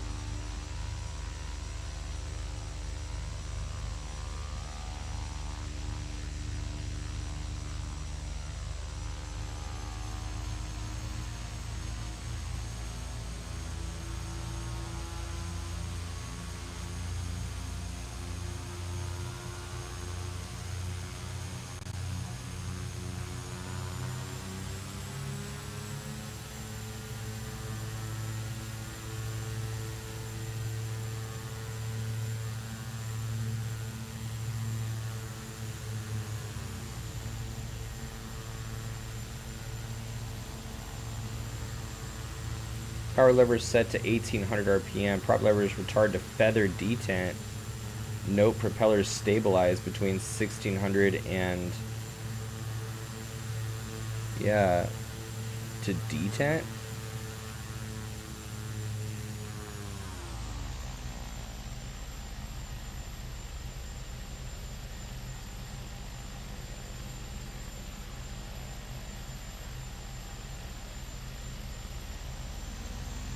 So this is so weird. Like, power levers set to 1800 RPM, which they are, and prop levers retard to feather detent. Note propellers stabilize between 1600 and 1640 RPM. They didn't, so prop levers high RPM. Note propellers return. Whoa, dude, this is like, I'm gonna have to like work through this. It's a run-up checklist. Anti-ice on.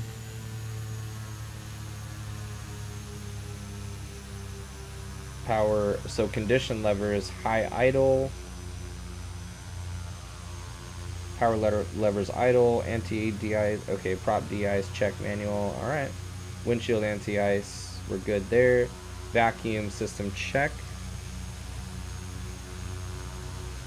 Looks like we're in the green.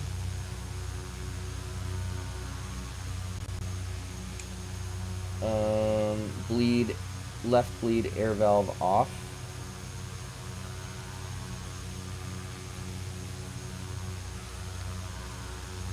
Left off. Pneumatic and suction pressures remain normal. Looks good.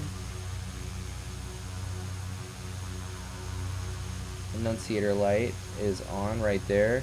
Both bleed air fail annunciators remain extinguished. Okay, cool. Right bleed air valve off. And we still got suction looks. Oh, pneumatic pressure. Oh shit, it's over there.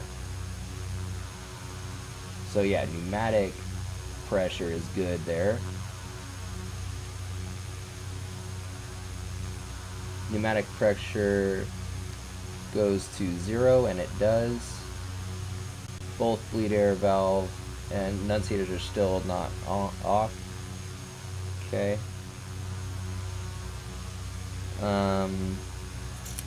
Left bleed air valve on. And we got the pneumatic pressure going up. And then right on. Pressurization, check and set, bleed air valves both on. Cabin altitude set 500 feet lower than field pressure altitude. Cabin pressure switch test. Condition levers as required. We're just gonna like chill those out. Radar check before takeoff. Gee willikers, how about that that run up, dude? Fuel panel, check fuel quantity. Auto feather armed. We're armed. Auto feather. Flight engine instruments checked. We're good. We're set for takeoff. Avionics set. We're good there. We're on with the COM. We're on with COM 1 for the. Actually, we want COM 2 for the ground. Altitude, props, high RPM. Flaps as required.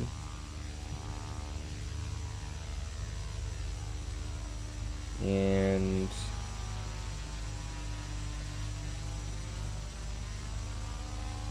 I'm I'm actually going to see if it, I mean, I don't see, it says flaps is required. Trim set, autopilot, yaw damper off, leader valves is required, annunciator lights, flight controls, departing briefing. We did, you know, we're going to be straight out and then radar vectors to Paradise. We have Paradise ready right there. Transponder, radar, landing, taxi recognition. Landing, taxi, nav recognition.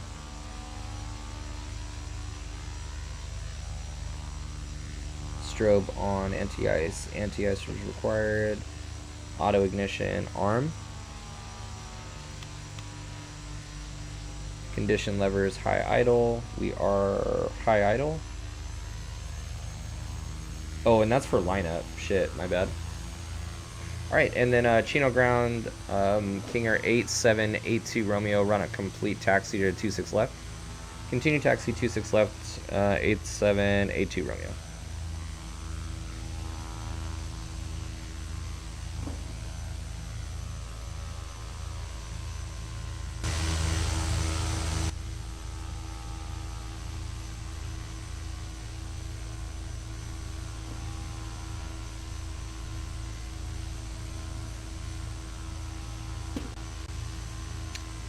Over to tower. Chino tower, 8782 Romeo, holding short 26 left at Bravo, IFR departure. Clear for takeoff 26 left, 8782 Romeo. And we are clear final. Lining up, we are high idle. Approaching runway 26 left. Entered runway 26 left.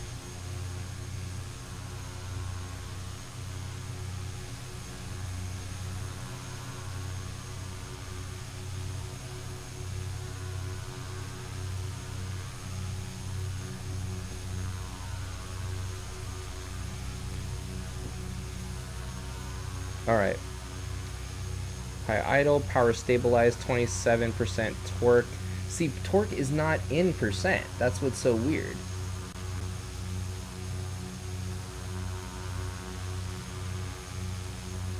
So that's weird, man.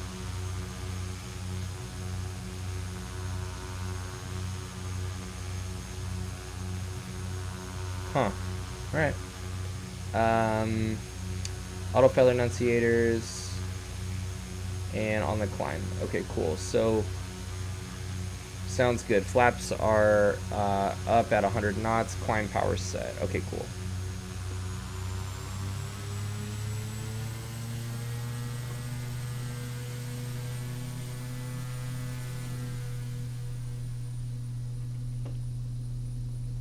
Alright, so systems are green on the roll.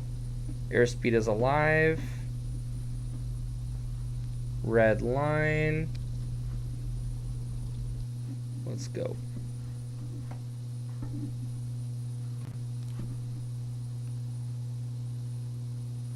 Positive rate.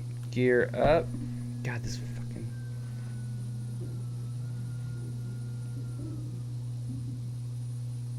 And flaps up.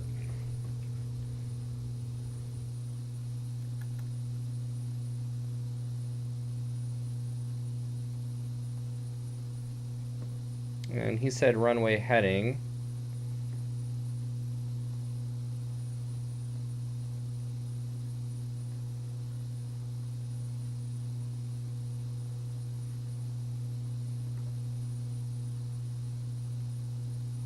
Systems are green on the climb. Yeah, but I mean, where's the percentage, you know? Left turn, Paradise Direct. Where's the percentage, though? You know what I mean? Like, how do I know what... I mean, I could do the percent, you know, of the max of the torque, I guess. But I mean, I would calculate that. But I mean, you know what I mean? Caution. TFR ahead. Shut the fuck up, dude. I am not... you have to do the math. Oh, are you fucking serious? I wonder if it's a... if it's in the performance calculation, you know?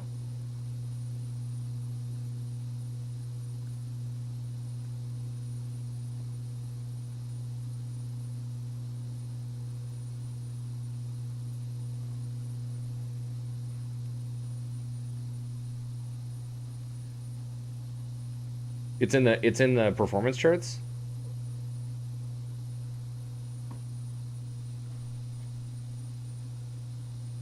Bring that prop back to top of the green. And we're looking at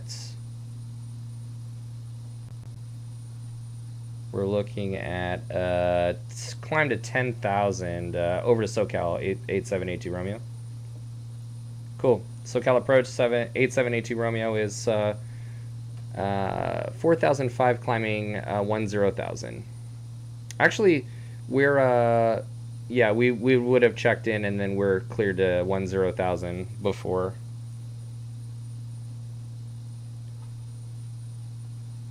So cruise climb and 8782 Romeo left turn heading 310 to join Victor 197.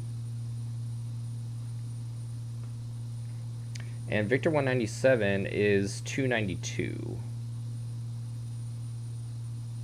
292 from Paradise.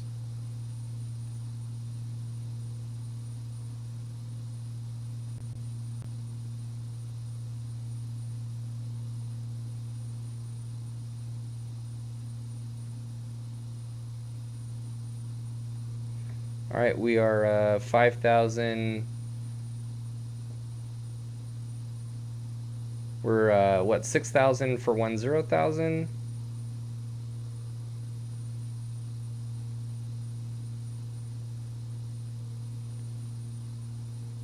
Looking good. Systems are green on the climb. Props at the top of the green.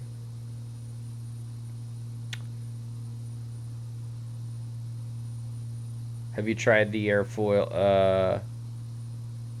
Let's see here. Hold on one sec, Steve. You said, have you tried the Airfoil Labs A350? No. Deep? How so deep? Oh, 292. Shit.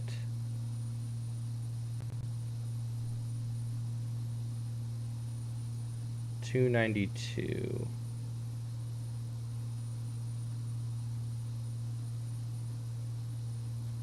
Good enough.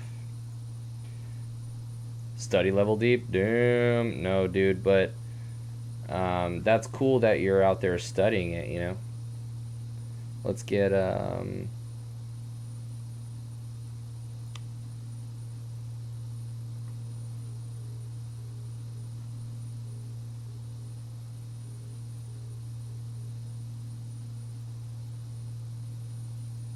all right, we got nav 1.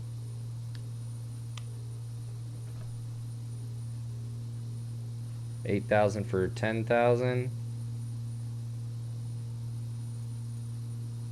Cool. And we got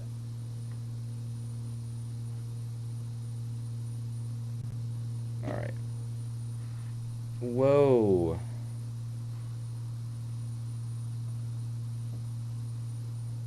Let's get some speed going here. All right, cool. So we're on that airway, and we are Pomona direct. So let's 8,000. We got 1,000 feet to go. Let's settle this thing down a little bit.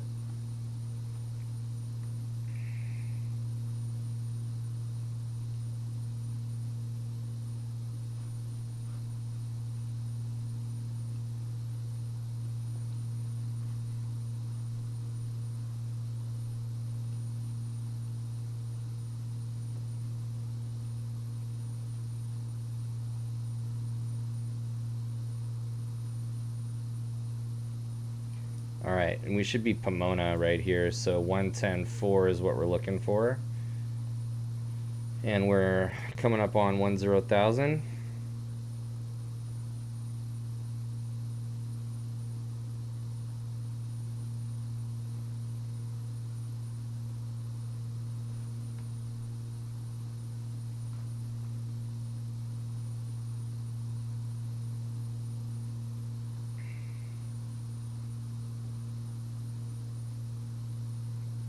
And then we got the TTV. Hey, Alex, what is going on? Thank you so much for the follow.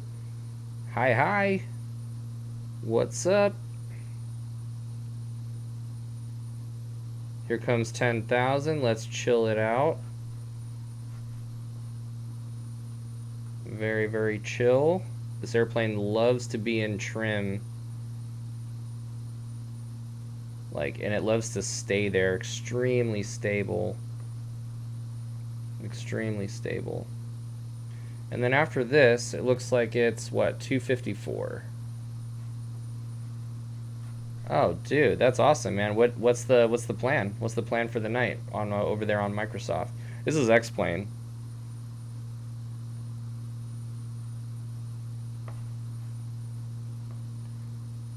$254. Shit, we should be more in trim. Just trying to land. Yeah, respect. There you go. 254.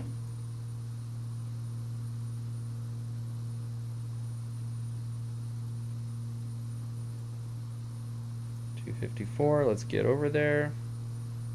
Let's get back up to 10,000.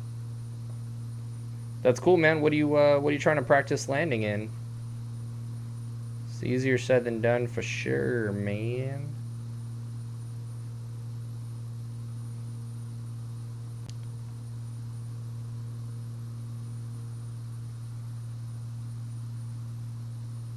Oh no, aircraft.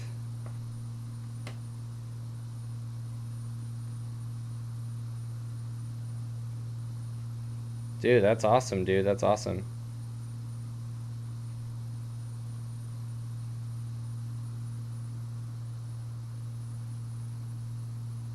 Oh, A320. Shit. Alright.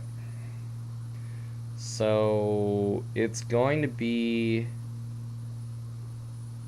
Fillmore, I believe, is going to be the next one. God, yeah, this thing just really gets away from you if you're not careful.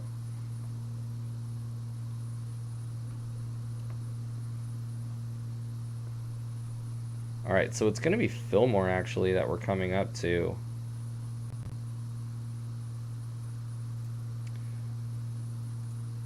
There's that, and then this is going to be 12.5.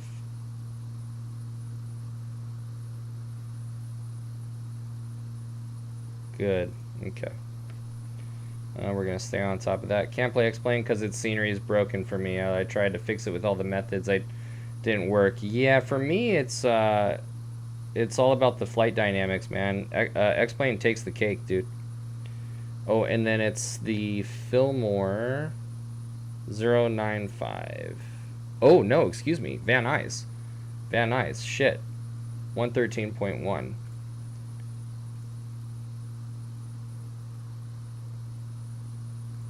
095. 113.1.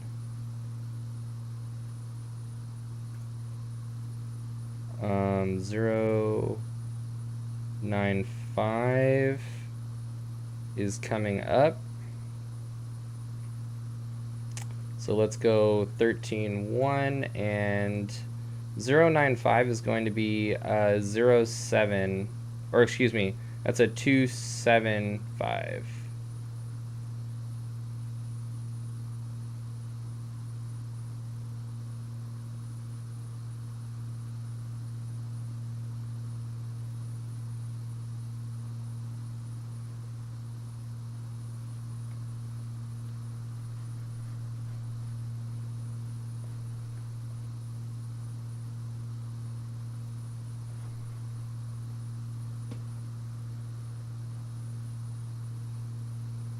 Alright, cool, man. So to bring in these cross radials, we need, what is that, Santa Monica, it looks like.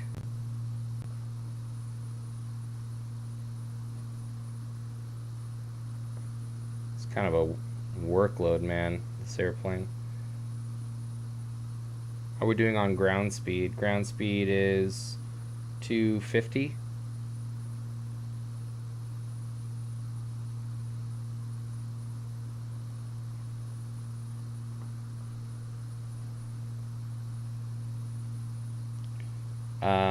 Yeah, Santa Monica is what we need, so let's get that in there. 110.8.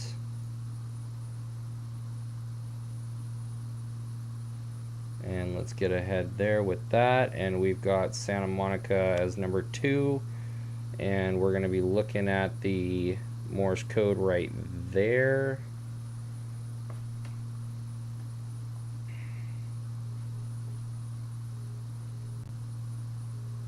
Okay, good. And good there. Alright, sweet. Let's go back to the plane. We've got Zidzi on the 046 and darts on the 032. So 046 from Santa Monica. We're looking for 046. Oh, you know what? We have a bearing pointer, don't we? Yeah, baby. Cool.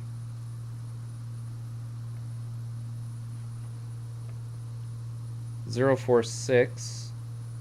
And actually, let's see, 095. Yeah, so that's 275.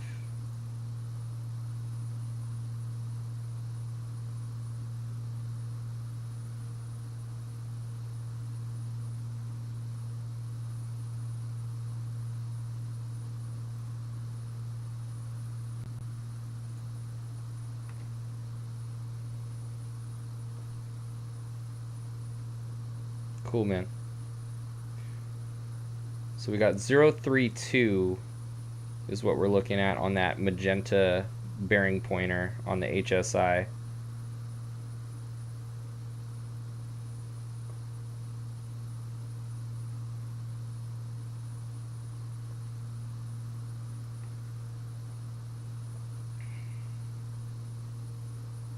Good. Okay, there's darts.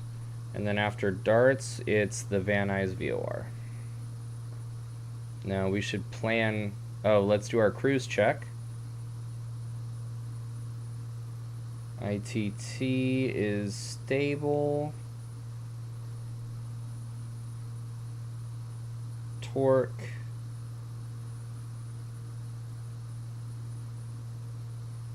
Prop is happy. It actually could be there. And the turbine is good. Okay. Just trying to get this airplane in trim here.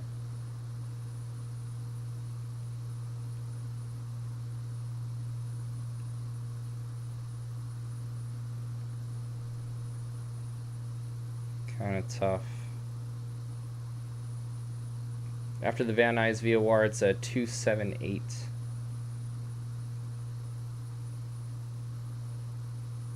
And let's go back to our checklist. So cruise climb, yaw damper, auto feather, cabin pressurization, cabin signs as required, brake. All right, cruise, power set, refer to the tables. Okay, cool. So I need to study these tables actually. And you're right. Let's actually pause this really quick. So it looks like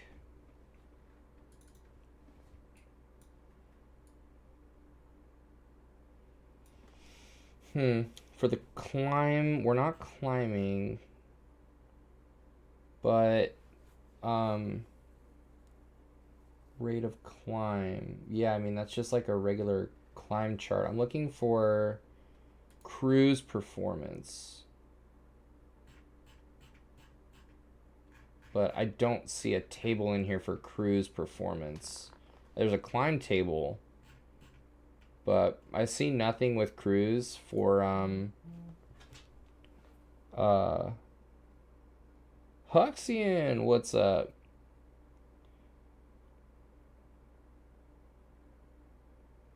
Let's see here.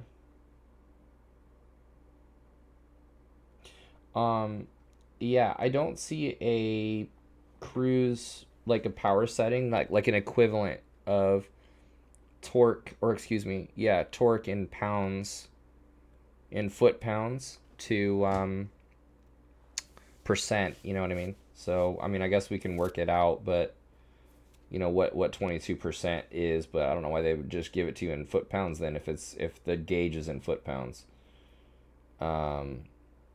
But I mean, we could just know ahead of time like what that is, I guess, next time. So the cruise and just monitor engine and then descent, do our normal cabin pressurization, recognition lights, altimeter, descent, maximum rate clean. Yeah, I mean, and just descend. Cabin signs, no smoke, auto feather arm, prop levers is required. Okay, cool. All right, so just keep doing our thing, really. Let's brief our approach.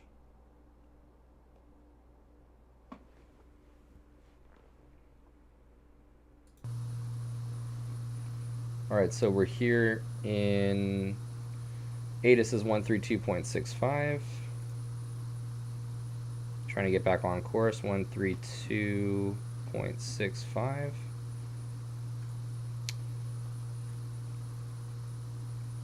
Ground is 121.7. 121.7. Trying to get this plane a little more. Yeah, there we go. Oh my god, dude. Chill. Fuck.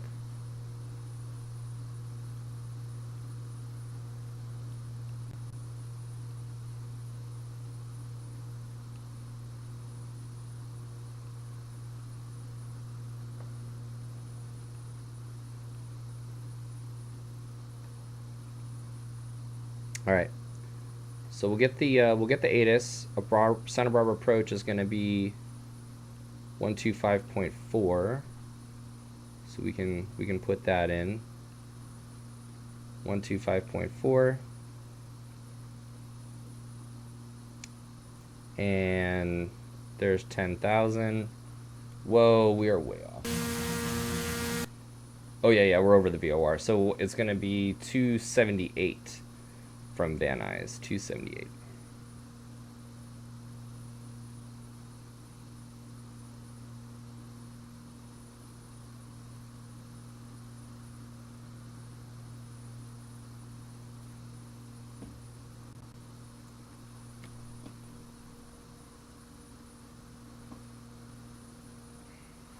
Whoa, you guys, Jesus.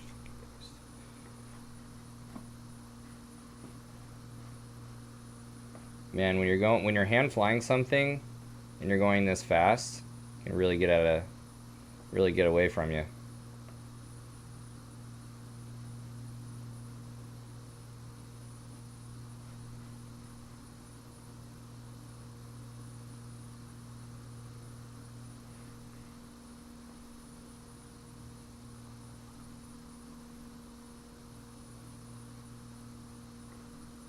All right, so there's our heading. We're on course. Getting back to 10,000. Sweet.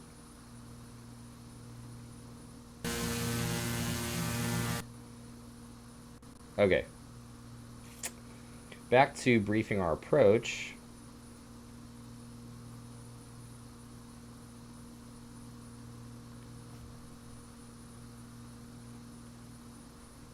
Oh no! Hey, Alex crashed.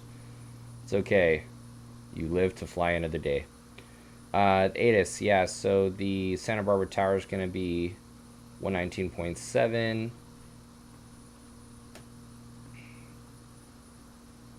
VOR, the Gaviota VOR is going to be 13.8.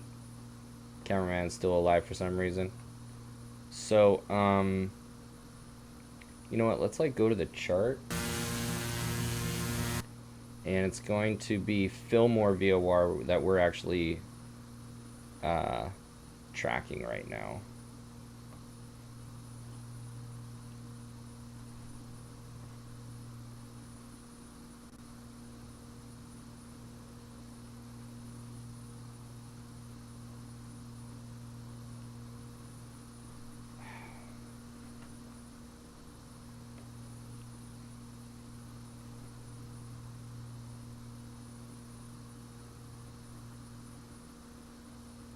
Okay.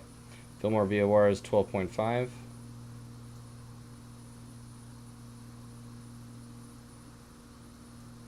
And that cross radial is going to be... Oh, Jesus, fuck.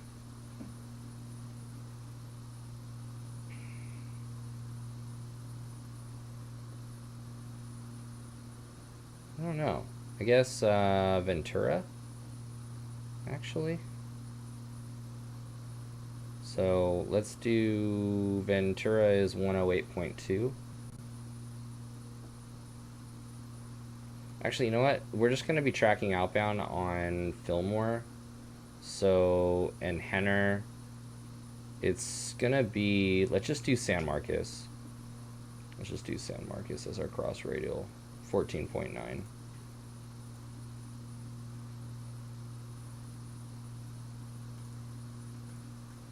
$12.5 there. And Gaviota is going to be 113.8.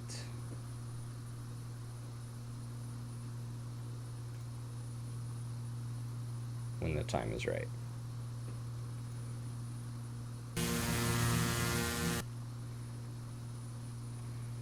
So, 13.8, final approach course 279, crossing the final approach fix at 2100. Down to an MDA of 920. We're going to be circling right downwind for runway 2 or runway 7. Touchdown zone elevation is 13. MSA is right there. Missed approach is a climbing left turn to 4,000. Trying to fly this airplane here. Yeah, hand flying is no joke, dude. Case in point right here.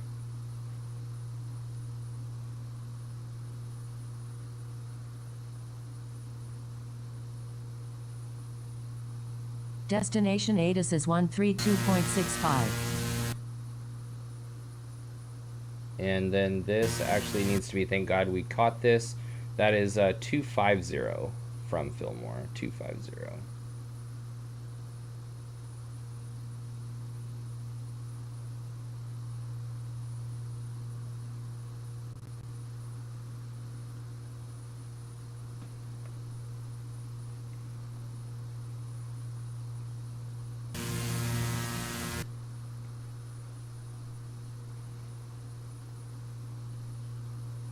Jesus fuck.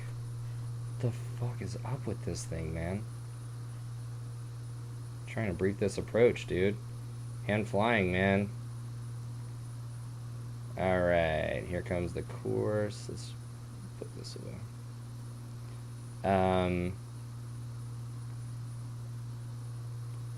Yeah, so the missed approach is a climbing left turn to 4,000 on a 205 heading outbound to Gaviota 127 radial to go left. And hold. No applicable notes. Notable terrain really to the north, but not over the final approach course. Final approach fix, Zax at 2100.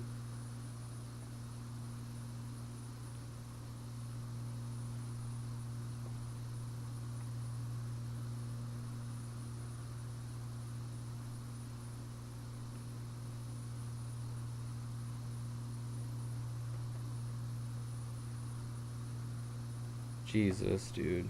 What is wrong with this thing, man? You can't leave it unattended for like more than 5 seconds. And you know what's mind-blowing is X-Plane is by far better than Microsoft in the modeling. But that's just sim for you, I guess.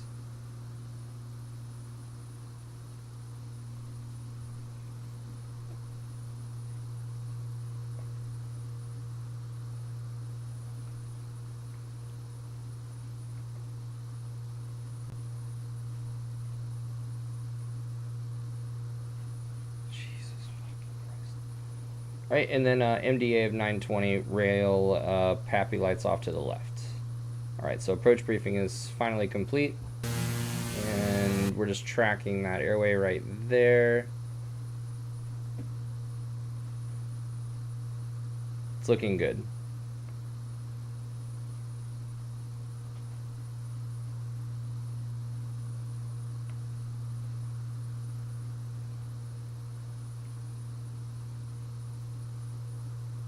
All right. And right here we'd be with like Point Magoo approach. Jesus fuck.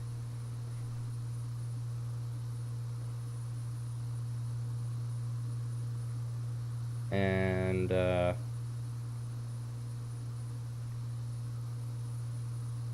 very cool, very cool. It's a good looking airplane. Damn, I just love how good it looks, man.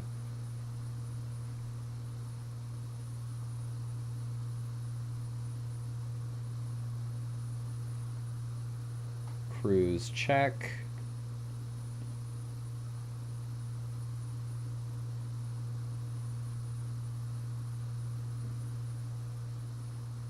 There we go. We got the plane pretty good now.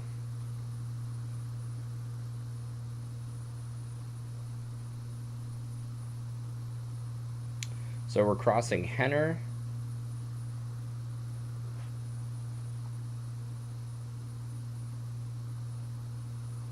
It's going to be interesting flying the circling approach with this airplane in the pattern, you know.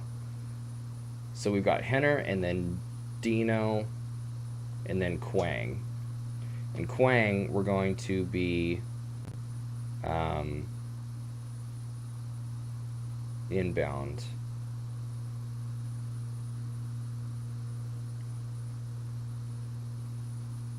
This airplane's pretty good, trimmed. Looking at the approach,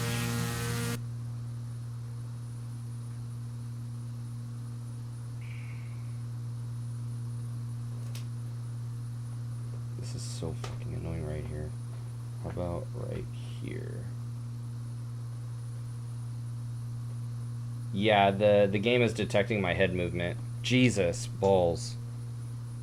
Yeah, the game is detecting my head movement so I can like move around. It's kind of nice. But it's just kind of unnatural, you know. That's the one downside I would say. It's just not. Sometimes it can be a pain in the ass, but I mean, I really like it. Flights like this where I kind of want to see what's going on. If I'm flying hard IFR, I will tend to not use it because I'm just on the instruments anyways. But, you know, especially like this, like we're going to do a circling maneuver, we need to be able to like look off of you know, fly the pattern the right way. So cross radial is going to be San Marcos on 114.9, and that's going to be the 119.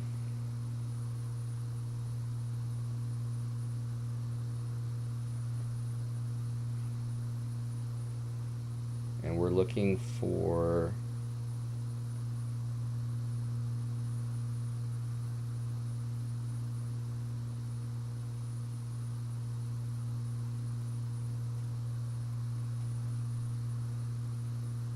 10,000. Descend and maintain 5,000.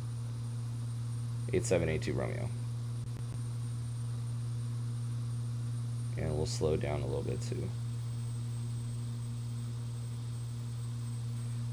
Yeah, descend and maintain 5,000. Alright, and then going to the plate, we're looking for, we're going to fly this heading, and then it's going to be the 13.8.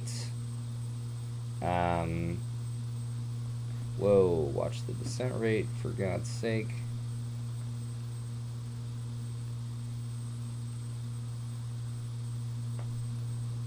Um, 099.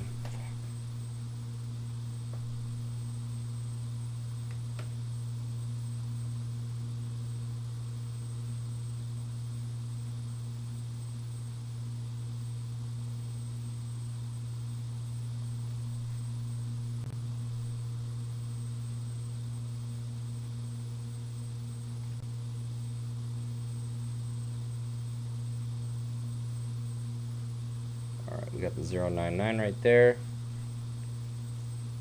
Watching our descent rate. Jesus. Coming up on that on the approach. Let's go ahead and pull it up for you guys. There's the approach right there.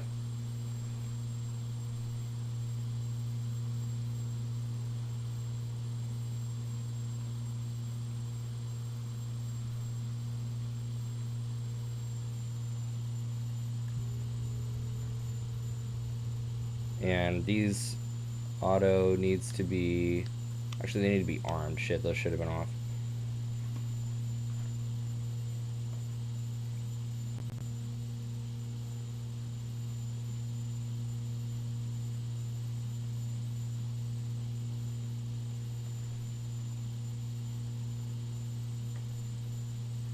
And actually, this, what am I thinking? It's like I'm so overloaded with this airplane not cooperating. 099 is a 279, as it says right there. 279.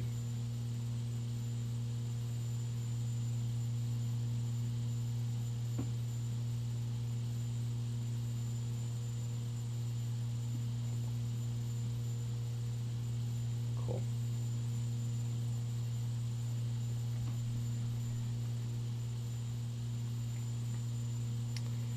Final approach fix is a 145 from San Marcos.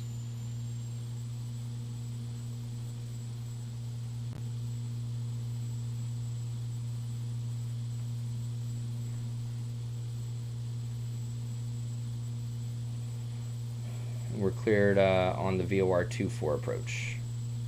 Tower frequency is 119.7.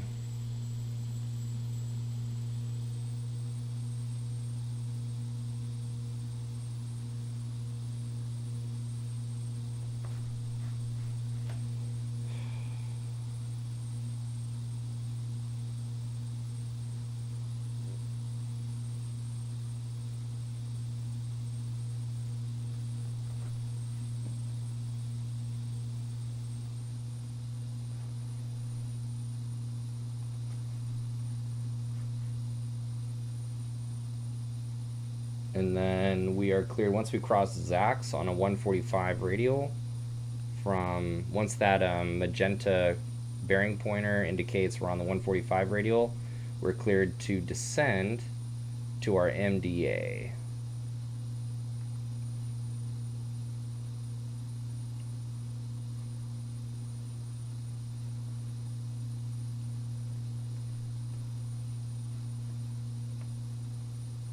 And actually, I think this is going to be it for me for tonight, guys. I'm kind of spent, but not from the flight, but it just has been like a long trip this weekend. We get some rest, but it's going to be really cool. It's going to be awesome. 145. So we're waiting for this to come around, like right there.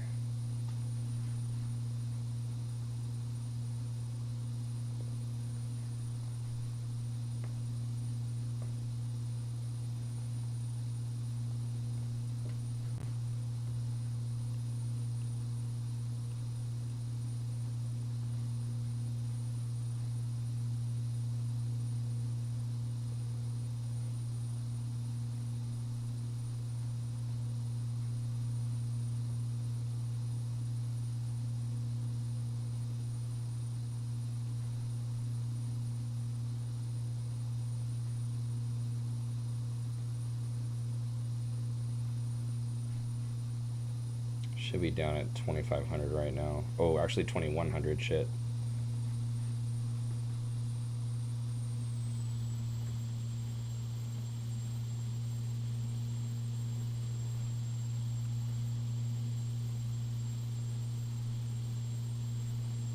And here comes 145 soon.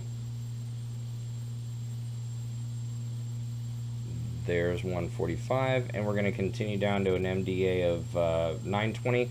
But we have the airport in sight, so we're just going to take it down to 1,000 feet.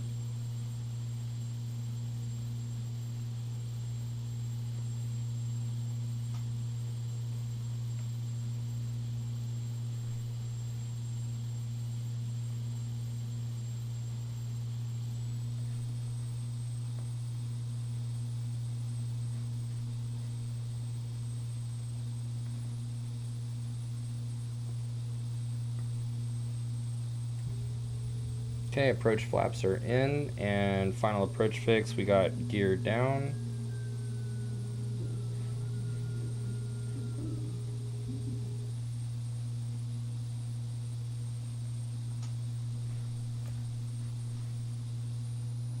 Yeah, it says RVS not ready. Let me actually pause this and just run. What am I missing here? Prop levers as required. Cabin signs, no smoke. Auto feather arm. Check engine. Prop flaps, gear, landing, brakes, brake de-ice. Condition levers, high idle. Landing, yaw damper disengage, gear down. I don't understand. Like, it's all good. So, I don't know. I don't know what this thing's talking about. This, what's it say? RVS not ready. So, I don't know. You guys know?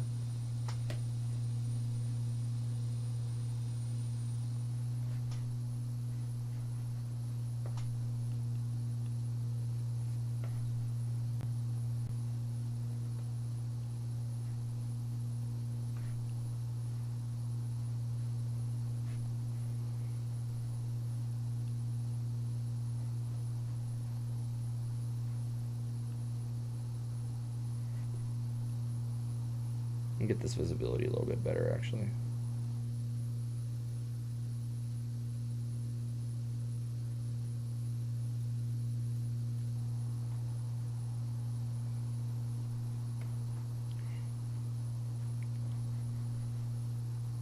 All right, gear down 3 green, check.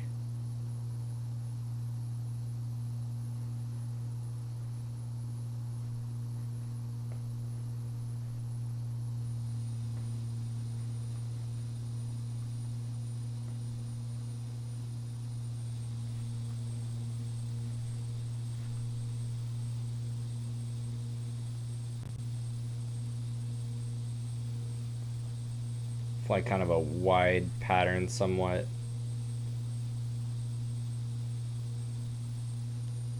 Oh, you can really feel the weight of this airplane.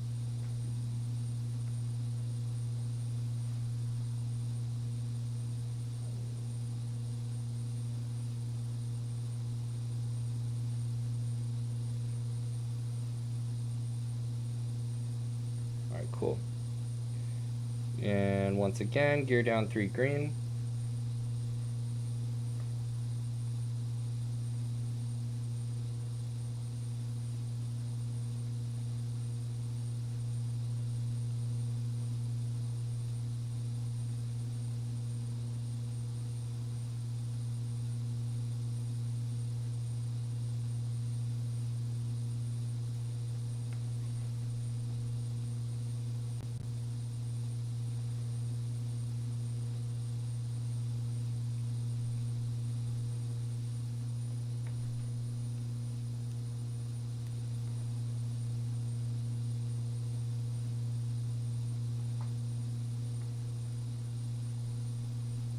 Doing pretty decently, actually.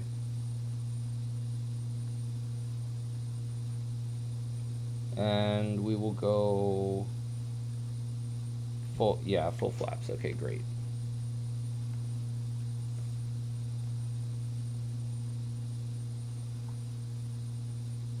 Very gradual descent. Start slowing down.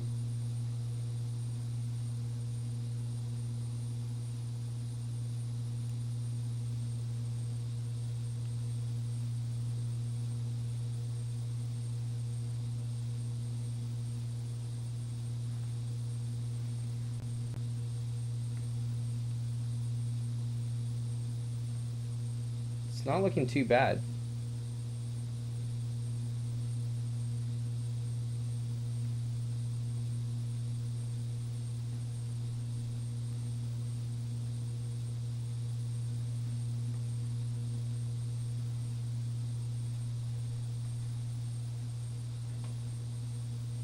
A little low.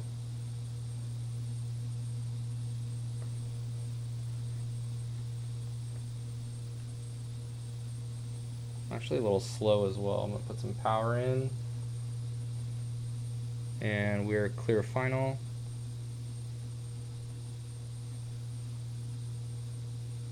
I'm just gonna try and hold 100.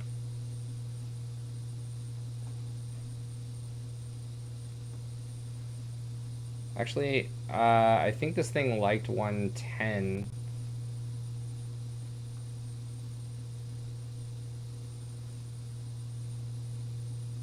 500.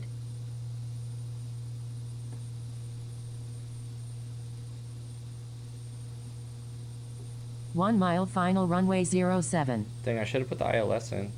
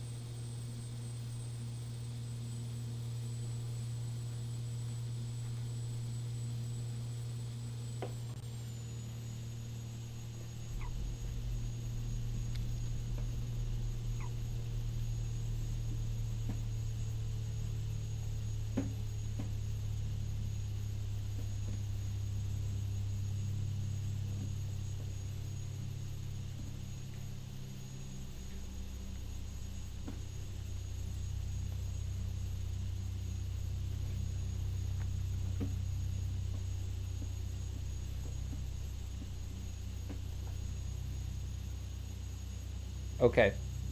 And over to ground, 8782 Romeo. Santa Barbara Mun Information Hotel. 000. Santa Barbara ground, King Air 8782 Romeo, cleared runway 7 at Foxtrot, taxi to Atlantic. Taxi via Alpha, cross 15 right, cross 15 left at Alpha, and then Alpha Bravo to parking 8782 Romeo. Let's clean up the airplane actually. So that's going to be low idle, flaps up, and let's actually go to the checklist. So after landing, radar condition levers, flaps up, auto ignition off.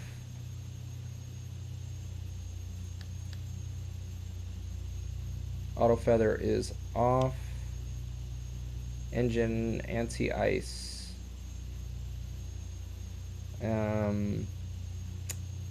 Landing taxi lights off. Taxi I'm going to leave on. Strobe off. Recognition lights off. So I'm going to leave those on for right now. Landing taxi light. That's fine.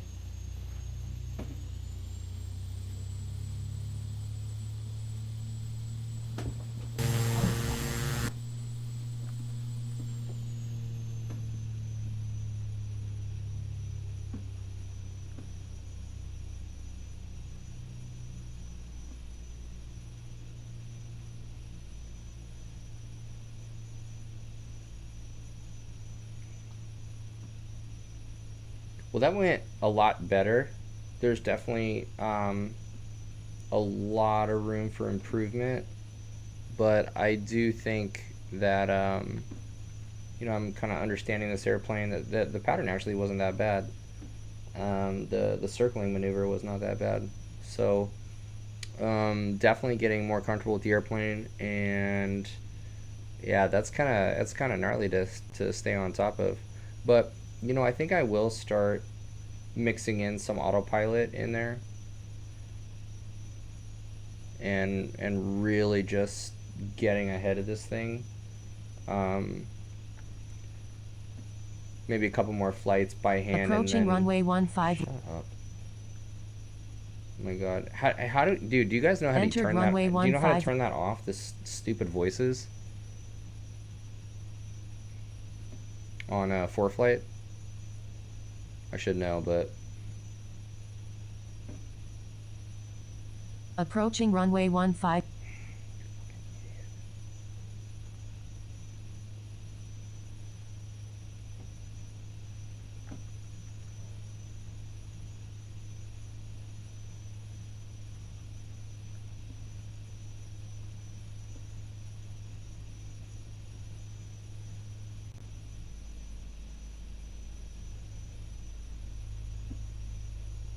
And this actually is not Atlantic, but I'm just gonna pretend like it is so I can shut the engines down.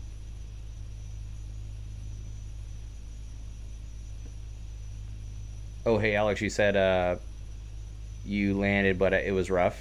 It was like kind of a rough landing. And that's the way it goes sometimes, man. But dude, that's awesome that you're out there, trying new things and new challenges. That's the shit, man. That's awesome.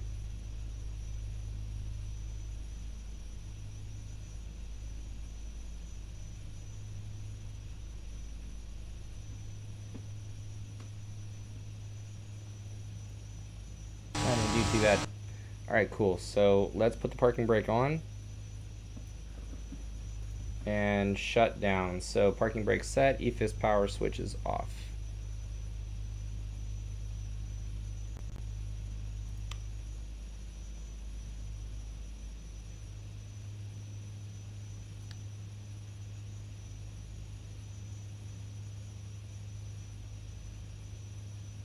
Okay. Power AP trim.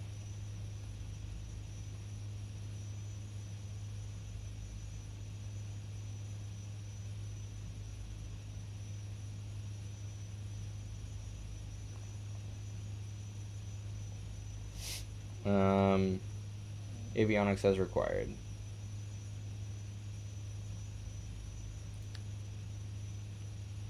Standby inverter. Is it about drive or is it about power? Go to setting and alerts, and for flight turn the voice off. Settings and alerts.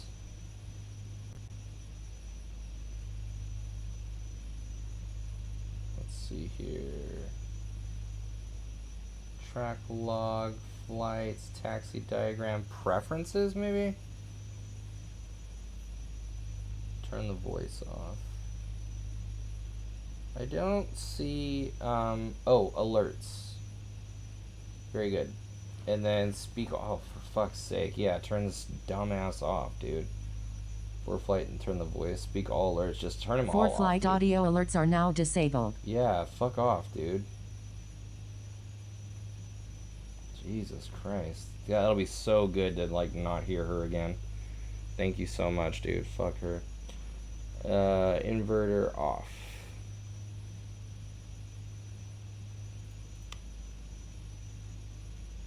Cabin temp mode off. Bleeder valves off. Vent blower auto.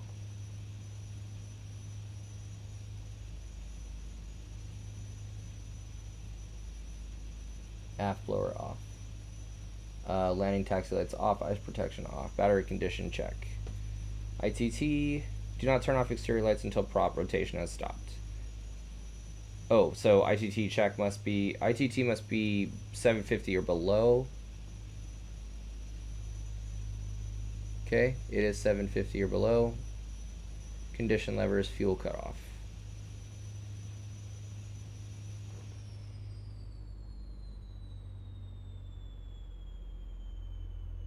Prop feather.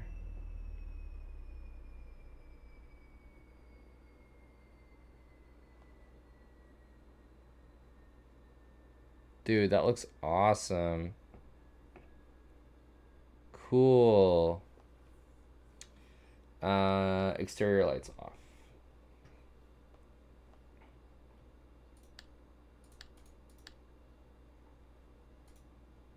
DC voltmeters check. Oxygen system off. Master off. Okay. Wheels chalked. All right, cool, man. Dude, that's rad. That was really fun, you guys. I'll be back on tomorrow, I think, for more 200. And we'll do, maybe we'll continue up from, or actually we'll go from somewhere to Chino. I think we'll do that. Maybe we'll do Montgomery to Chino or something. I like that idea. but yeah, that was a lot of fun, and I love hanging out with you guys. I really appreciate you helping me out, and it's always a super pleasure, man. It has been a long weekend for me. I hope everybody had a great weekend. I'm gonna get some rest, but I don't think I have any students tomorrow, so I will be back for some sim, and then I will post my Twitch schedule. Let's see here. My bad. Hold on. I'll post my Twitch schedule as well for the week, looking at Tuesday, Wednesday, Thursday this week. Airplane instruments on Tuesday for IFR Tuesdays, and then we'll continue on Wednesday with private pilot, ground school, and sim, our aerodynamics themed month of December. So we'll talk about how airplanes turn and like where G loading actually comes from. And then we'll look at performance maneuvers on Thursday, Flying Skills Thursday.